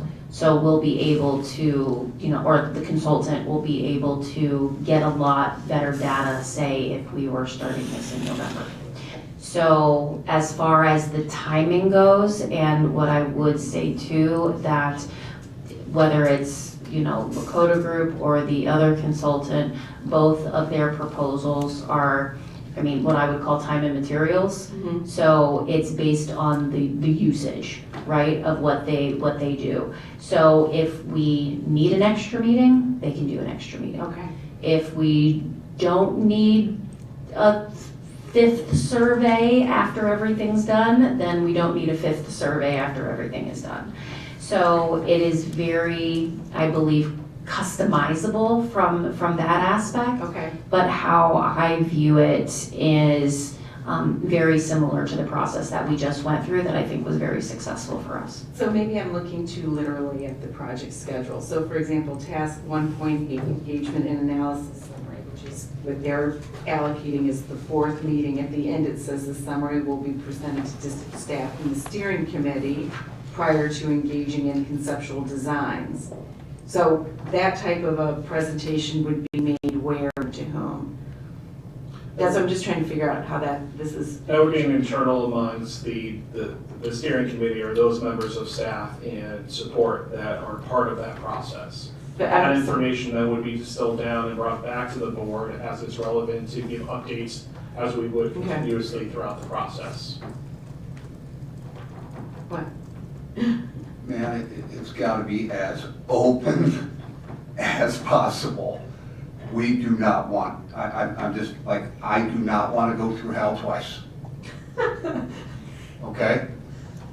And I think it's really important for Scott or Representative Lakota to come to the April meeting. Okay, I assume we're going to award this tonight. We need him to come to the meeting on April to be able to answer some of our questions. And then as this progresses, it's got to be open or clearly communicated. I do not want to lose control of this and have only staff meet with Lakota and we're blindsided as a board. That cannot happen. Community just can't happen. So I'm sure that's not going to happen. Scott's done this, or Lakota's done this hundreds of times. Winnebago's a unique community. So. I would argue that staff is very transparent. We always have been. We will continue to be. That's never been, at least from my standpoint, an issue. Right. This is no less different. Yes, no, I'm not. That. The website that's going to be created around that will have engagement. There's engagement opportunities for those people who miss those open houses to engage in the website. So we're going to be very transparent. It's going to be very open and honest, and will continue to be as well. I'm not accusing you of. I know you're not, but I'm just reiterating the fact that we are on the same page. From a public viewpoint. Understood. So what I still don't have in my mind set is, are we going to appoint board liaisons to the steering committee, or who is going to compose the steering committee? We'll circle back on that fact and Okay. come up with something in regards to answer that question verbatim. Okay. I'm just gonna make a suggestion. Anything that you do with this board should be the whole board. Because we have a variety of opinions here, I think so too. number one. And that's how we did the ED selection. They were like, oh, just identify 3 people, and I was like, never gonna work. Needs to be the whole board. Second thing is, we should probably add a study session as we move through the process, if we still think it's a good idea, that is open to the public. That's not a decision time, it's just a study session. It gives us a nice, transparent, open, whole board conversation. So we can add that. And I don't think Lakota needs to come in April. I think April's a little bit too soon. May? But I would like them to tell us when the timing of the study session should be. And then that's when we can hear it all out. That makes me. I just needed to have an idea, but Yeah. Yeah. All right. That's what that's my 2 cents. Thank you, Coach. Yes. I just wanted to thank staff on this because I had my own reactions when I saw this, and I followed up with BD Nazal, and then I saw the scope, so I answered like 90% of my questions, so that was very helpful. And I'm, no, that was good. It is. And, 10% you know, but I mean, it's good, we're going forward. We have a time and material, we don't put a lump sum contract, I think that's positive. I just want to say thank you for, I feel like you've been consistently accumulating feedback and lessons learned, which I do feel are positively informing the path on this project. So I think that's good, so thank you. I think it's super exciting. Very exciting. I think we're all learning lessons. I put myself in there. All right, so very. I absolutely want better parking out here. All right, may I have a motion to approve the award of the contract for Skokie Playfield Master Plan, Skokie Playfield Campus Master Plan to the Lakota Group in the amount not to exceed $150,200, which includes an approximate 5% contingency. So moved. Second. Roll call vote. Commissioner Rapp, Yes. Commissioner Corley, Yes. Commissioner Tyson, Yes. Commissioner Seaman, Yes. Commissioner Kodo, Yes. Commissioner Root, Yes. Commissioner Gibson. Yes. The motion passes. All right, we are moving on to section 6.5 of the agenda, policy 4.40, and this is the Shannon present. Okay, so this one is the last one of chapter 4. Yay. So this one I kept separate from chapter 5 because it was still in chapter 4. That's why this one is separated out, because it was our last one of chapter 4. So this item was, I would say, fairly recently already updated at the end of 2024. A couple of things that we wanted to make sure in this was that we tied it back to our ordinance on harassment and the ethics ordinance and any other governing authorities as applicable. We also looked at some items that were kind of duplicative in here. So we removed a section that was already talked about earlier, but it was a little bit of a cleanup in this particular item. Do we have any questions for either of them? I have significant comments on this section, as you might expect, because I lived through this section for about 5 months. And I don't know if we want to do this tonight or if we want to table this, whereupon I'm happy to send a memo out to the board with my comments. It is entirely up to the board whether you want to take my comments this evening or not. You want to take them? Why should we take them Pardon? right now? Sure, I get it. Okay, I certainly support a strong anti-harassment policy, but our policy it is totally devoid of any opportunity when a complaint is raised to have some sort of informal mediation effort to resolve the issue through communication. And I think that's very important to have that included here. The referenced ordinance 2024-009, as I understand it, the ethics ordinance really talks about sexual harassment. And so I'm somewhat curious as to why that is being brought into this particular policy.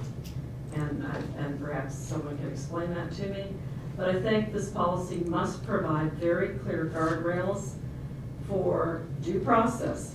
So when someone is accused of lying, when someone is accused of doing something wrong, they may have a hearing, they may bring in witnesses, they may present evidence, they may ask questions of the complainant. Without that, it is a very punitive process for the complainant. And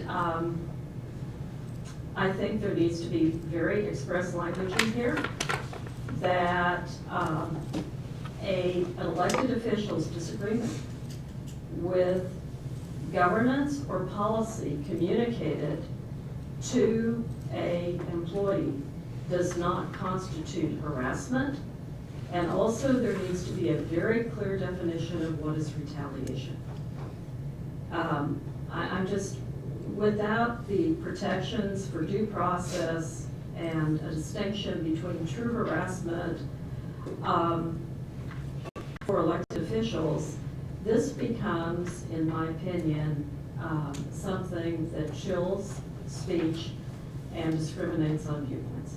So, my comments. I'm happy to take a draft and write something for the board's consideration. I simply do not have time with the time allotted since the packet came out on Friday.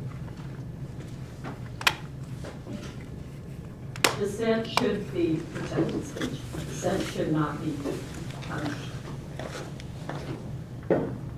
by an elected official.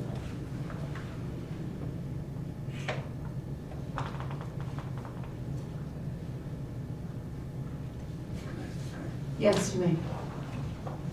Obviously, a pretty sensitive topic. Yeah. And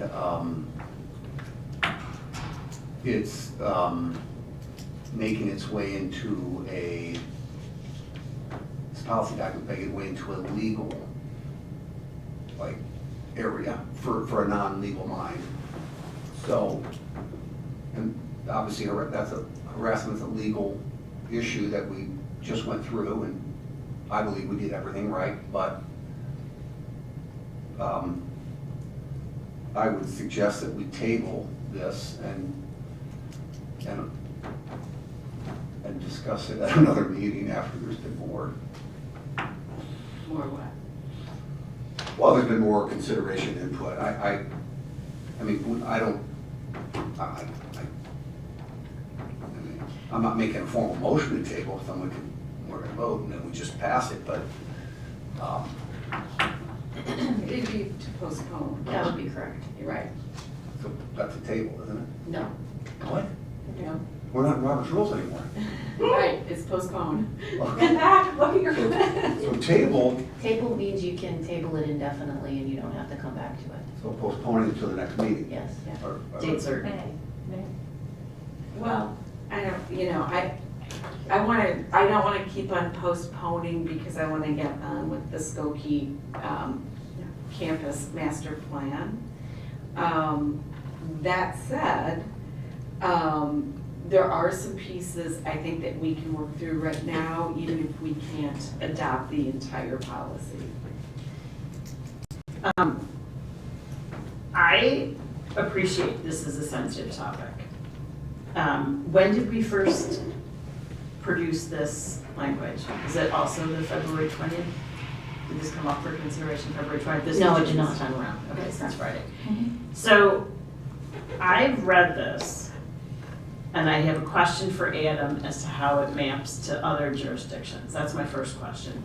And then my second sort of thought, based on what Adam has to say, is that we approve this and that you take a stab at drafting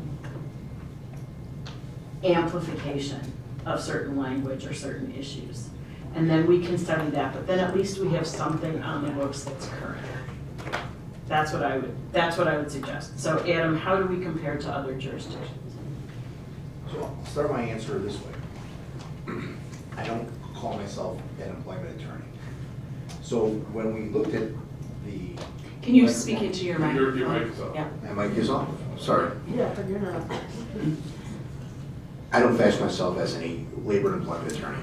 And so when this policy was reviewed a couple of years ago, I imagined that we referred it to one of our labor and employment attorneys. And when they make recommendations, they apply best practices. And while it might not track verbatim with other park districts that we provided guidance to, thematically, I'm sure it's very similar.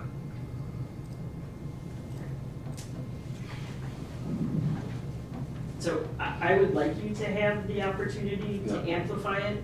I would like to have time to consider your amendments and changes, but I would also like to go forward with this tonight so that we have something on the books that we can all respond to. So I'm just a little confused on the dates here. Is it it's after the section of enforcement. Review and update February 11th, 2026. Is that changed? That's when I worked on it. I actually held it because we had some other sensitive stuff and I didn't want to load up the sensitive stuff in one meeting. Okay, well, I guess I would make a motion to continue this is a first read of a recently revised policy that had a schedule. This was pretty significant changes, so everybody can make a motion to have a second read of it in May. Why in May? Because I think we're gonna be busy in the fall. Well, if you don't feel strongly to do it in May, I could make my motion for May, but I don't feel like we should take action tonight. This is a first read of a major change. Usually we have second reads of policies. So, do I have a second? I'll second that. Actually, I wanted to make sure that other people had a moment, time to Okay, make you want me to hold comments. it? Yeah, if you Wait? would, I'll yeah. wait. Okay. Commissioner Corley, do you have any comments? Sure, I don't, I assume this was reserved, this is a legal issue, right? I mean, it's very complicated and been hammered out in courts for years, so, you know. I don't have an opinion on the change in wording. I assume Adams reviewed it and it's in line with accepted, policy, and I'd be afraid to change it personally. Commissioner Tyson? Question, did you say there was an employment attorney who reviewed this previously? And a prior version? And I guess where I'm leading with that is, The history of track changes expresses that it was most recently reviewed in December of 2024. The only change that was made at that time was separating staff and board. because I think Because what we you started by separated. saying, I'm not this type So, of attorney. This was originally in the personnel policy manual. Mhm. Then we adopted it additionally in the board policy manual. I think that was. Yeah, you want a board and board Right. policy documents, not hidden in personnel. So But nothing substantial was changed. the That's how. substance of it was reviewed as part of our comprehensive review of the personnel policy manual. And that was done by one of our labor and employment attorneys, Okay. Thank you. not me. I got that the first time. Yes. Commissioner Root? The counselor, as I understand, it was a harassment policy with respect of employee to employee, not employee to elected official, when it was initially drafted. So the language is language that is pulled from the personnel policy and dumped into our board policy for elected officials, correct? Before, was it, in the context of the personnel policy manual, in that context, it is employee to employee, or supervisor to subordinate, or whatever. When it was put in the board policy manual, it was modified to apply to elected officials, and whether elected officials are causing discrimination or harassment. But that doesn't mean. But the language of the personnel policy manual and this language is very, very similar. It's almost identical. Okay. And so I guess what I'm suggesting is we need to look at this carefully with respect to the position of an elected official. I mean, the most significant difference is the type of discipline that's possible, but other than that. Oh, I think there's a great deal of difference. Suggestions on governance, suggestions on improving operations of the park district go to the fiduciary duty of the commission. And that's why I am so adamant that we need to put some clear guardrails in place in this policy to make sure that that is identified. Dissent should never be actionable, and no one should experience, I'll be very clear, absolutely no one should experience what I've experienced for the past 5 months. Okay, so I'd like to speak, actually. I have two things that I want to talk about with respect to this. First of all, The issue at hand wasn't a position that you were taking. It was the accusations you were making. And that has been made abundantly clear multiple times. So the problem is that you were making accusations against an employee as to how they were handling things. It's not that you were making a point, it's that you were making accusations. So that's one issue that we can't gloss over. The second is when you talk about having due process, hearings, ability to present witnesses, this is not a courtroom, and we can't conduct a court hearing. So while I'm not saying we don't want to see what you have to say about this, I'm just saying I don't think that's the avenue to go down. With all due respect, Madam President, when someone is called a liar and when they are accused of doing a terrible thing to an employee and they're not able to bring in a witness who actually was the one talking to the employee at that time, and because of that, they are then considered to be unfit to meet with staff without a minder, I think you need to carefully consider some revisions here, because this time it was me, but it very well could be another commissioner down the road. And so, again, we could spend hours on this tonight, and I don't think that's fair to staff, and I don't think it's fair to any of us. All right. So I'd like to make a motion to postpone this item to our April meeting. So moved. Second.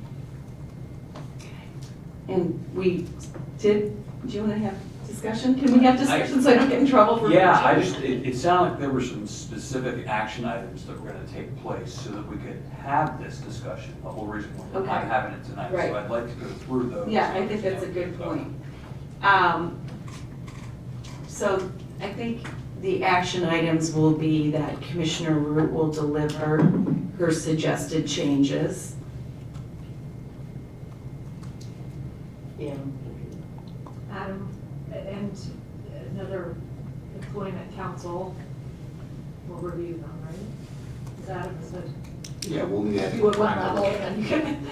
And all things legal, all categories.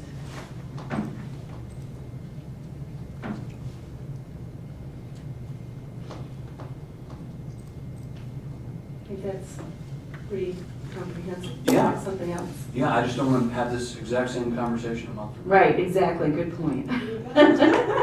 So the next meeting is April 23rd. April 23rd, and the agenda closes nominally on the 17th.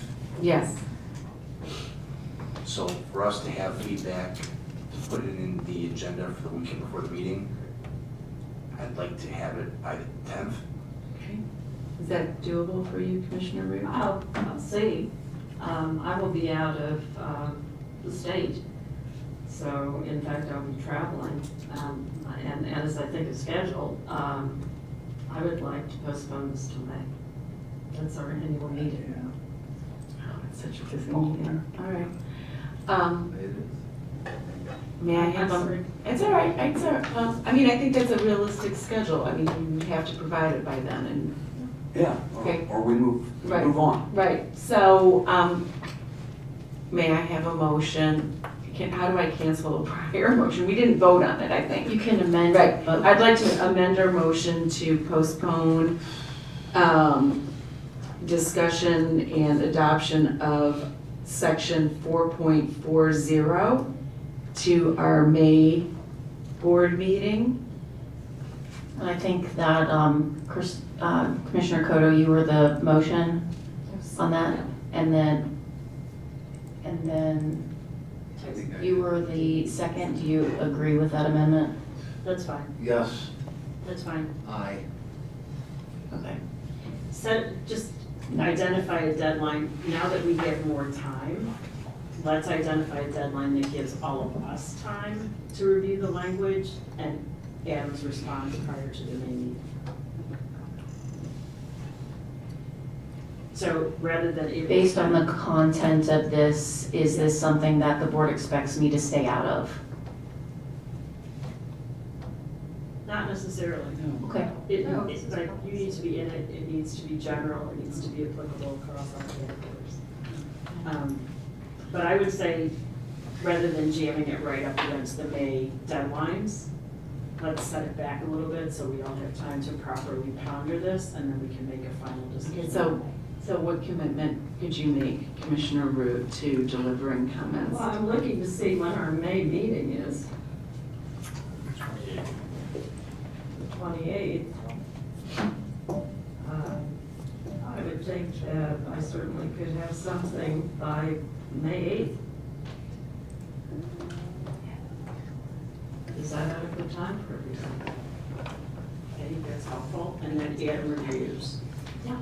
And then we see the two sets of comments. I had it the Friday before. Yes. Like a week before that, or 10 days before, Yeah, whatever. Okay, thank you. We're gonna want time to, we don't wanna discuss this for an hour. We're not drafting, right, we're not coming with a product that we're ready to vote on, so. All right, so We're not just drafting. do we just do a voice vote on this for tabling, for postponement? Or do we do a, Yeah, that's fine. okay? All In favor. All in favor? Aye. Okay. Any opposed?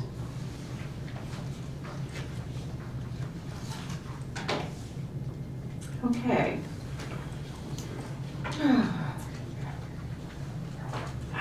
I wanted to, I don't know how to do this, but I do want to ask if we want to postpone the remainder of Chapter 5 to April. Yeah. So that, so we can go into closed and not be here until Yes. 1 in the morning, even though Yes. Scott kind of wants to be. Yes. About that. So if we postpone it to April, is then April considered the first read, or do you at least want initial comments now so that April will be a second read? You can provide the comments at any time. You've received them, the Yes. public has received them. Okay, okay, that's fine. Okay. I just, So, so you're expecting written comments yeah, that will be responded to and circulated? That would be preferable. Okay, no, that's fine. David is always not my stamina. So that motion, we, yes. We okay. we aye. No, we didn't add on this one, we added on one before. Yeah. So, I'll just restate it. May I have a motion to, postpone adoption of, policy, Resolution pardon me? Resolution 2026. Okay. 032604. Okay. Yes, so, yes, may I have a motion to postpone adoption of resolution to, right here, yeah, 2026-03-2604. So moved. Second. Can we do a voice vote on that, please? Aye. Aye. Aye. Oh, all in favor, I never said. Aye. Any opposed? No, okay.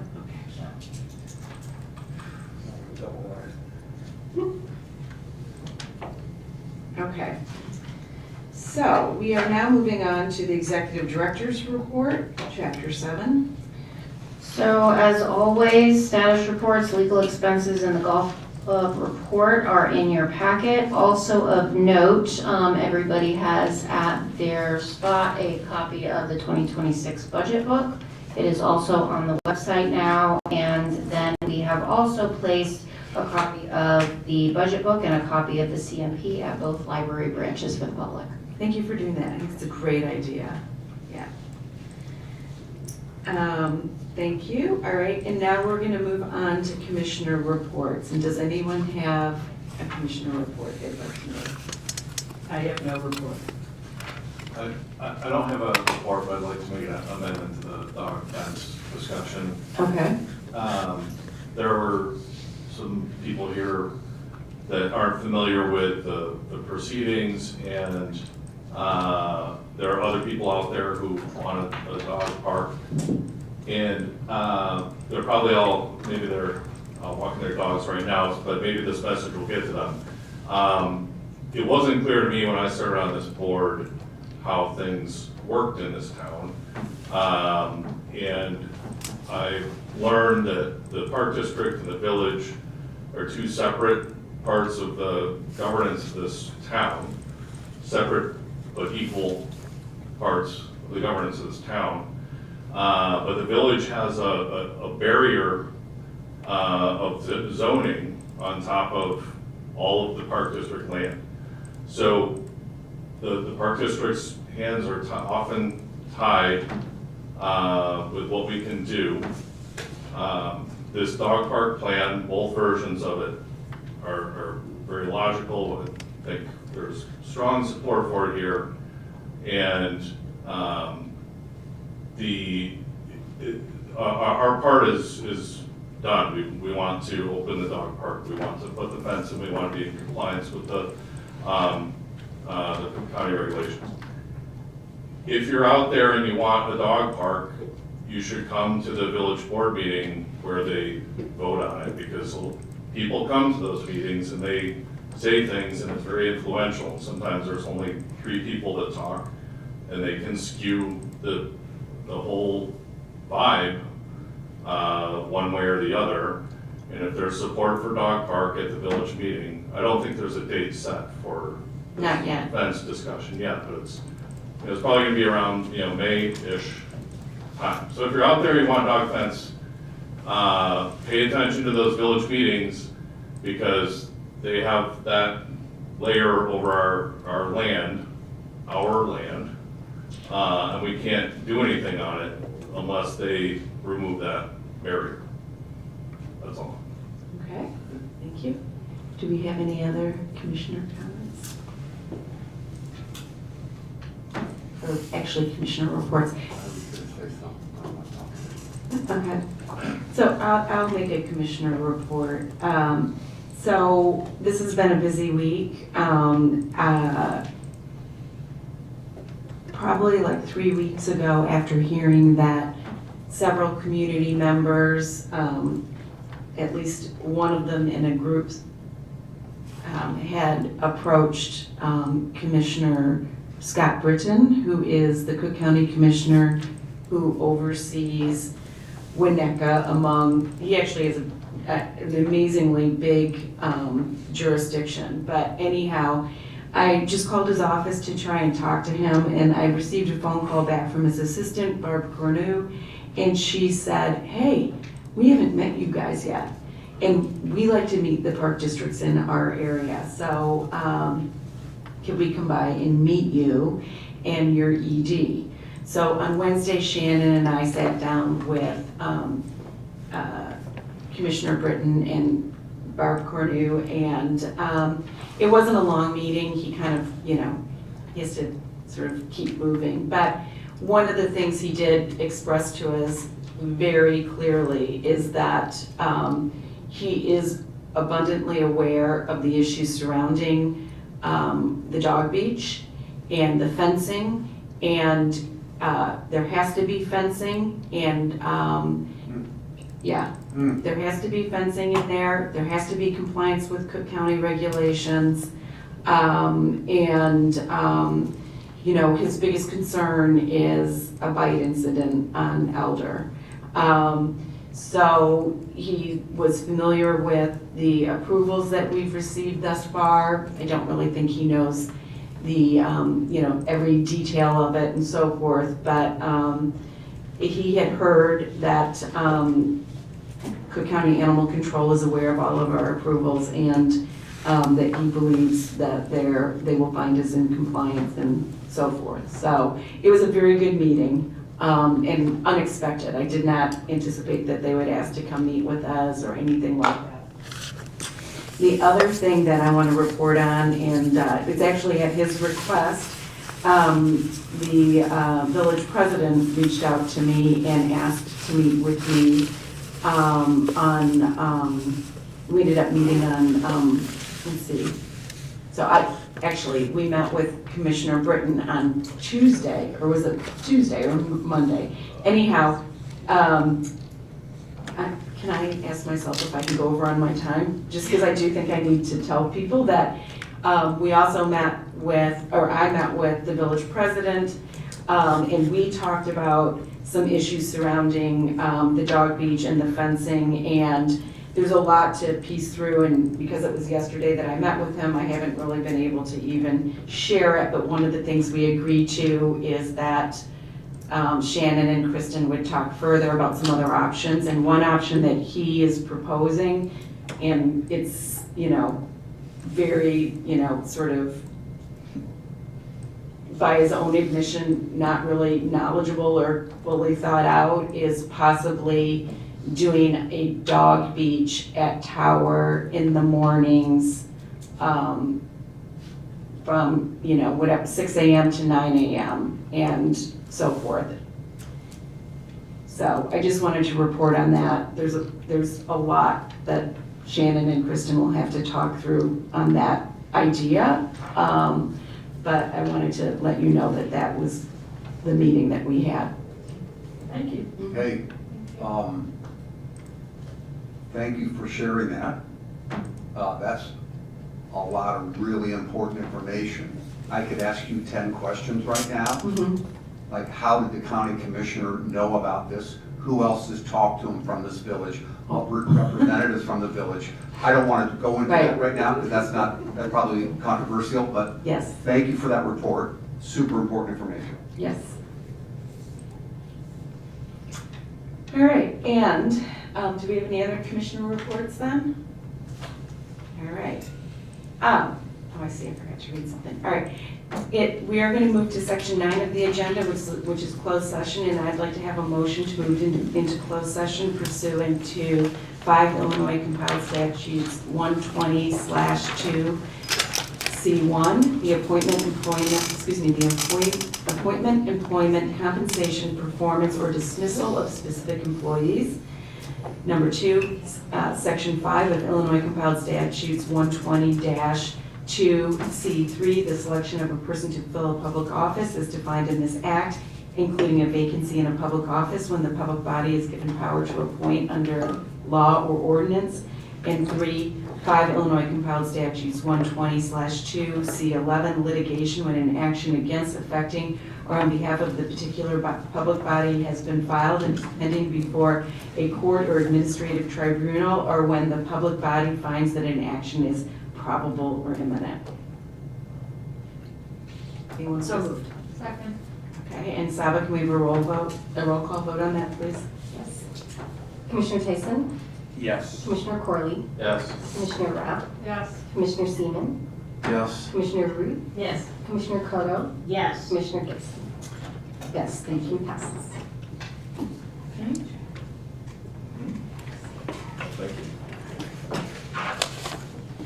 All right, Now in the closed session. we're moving into closed session, so public needs to leave the room, but I would, also like to just have everyone take a 3-minute break.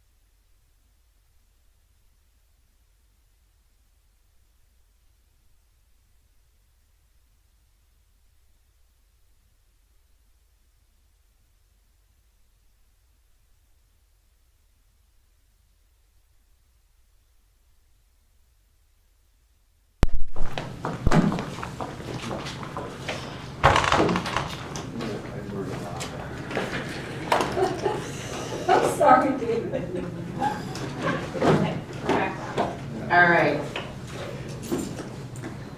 Great, we're now in section 10 of the agenda, which is the return to open session. May I have a motion to return to open session? So moved. Second. All in favor, voice vote? Aye. All opposed? Any opposed? All right, it says stop tape, start new recording, okay. We are now back in the regular meeting at 10:40 PM, and all commissioners present earlier are still in attendance. May I have a motion to appoint Jackie Rosner, how do you say her last name, Racinas, to the Golf Services Advisory Board to a 2-year term? So moved. Second. Can we have, Photo. yeah, can we have a roll call vote on that, Saba? Yes. Commissioner Root, Yes. Commissioner Corley, Yes. Commissioner Kodo, Yes. Commissioner Tyson, Yes. Commissioner Rapp. Yes. Commissioner Seaman, Yes. Commissioner Gibson. Yes. Motion passes. Thank you. May I have a motion to adjourn the meeting at 10:41 PM? So moved. All in favor? Second. All moved. Aye. All opposed? Any opposed? Any opposed? Oh, I can't ever get it right.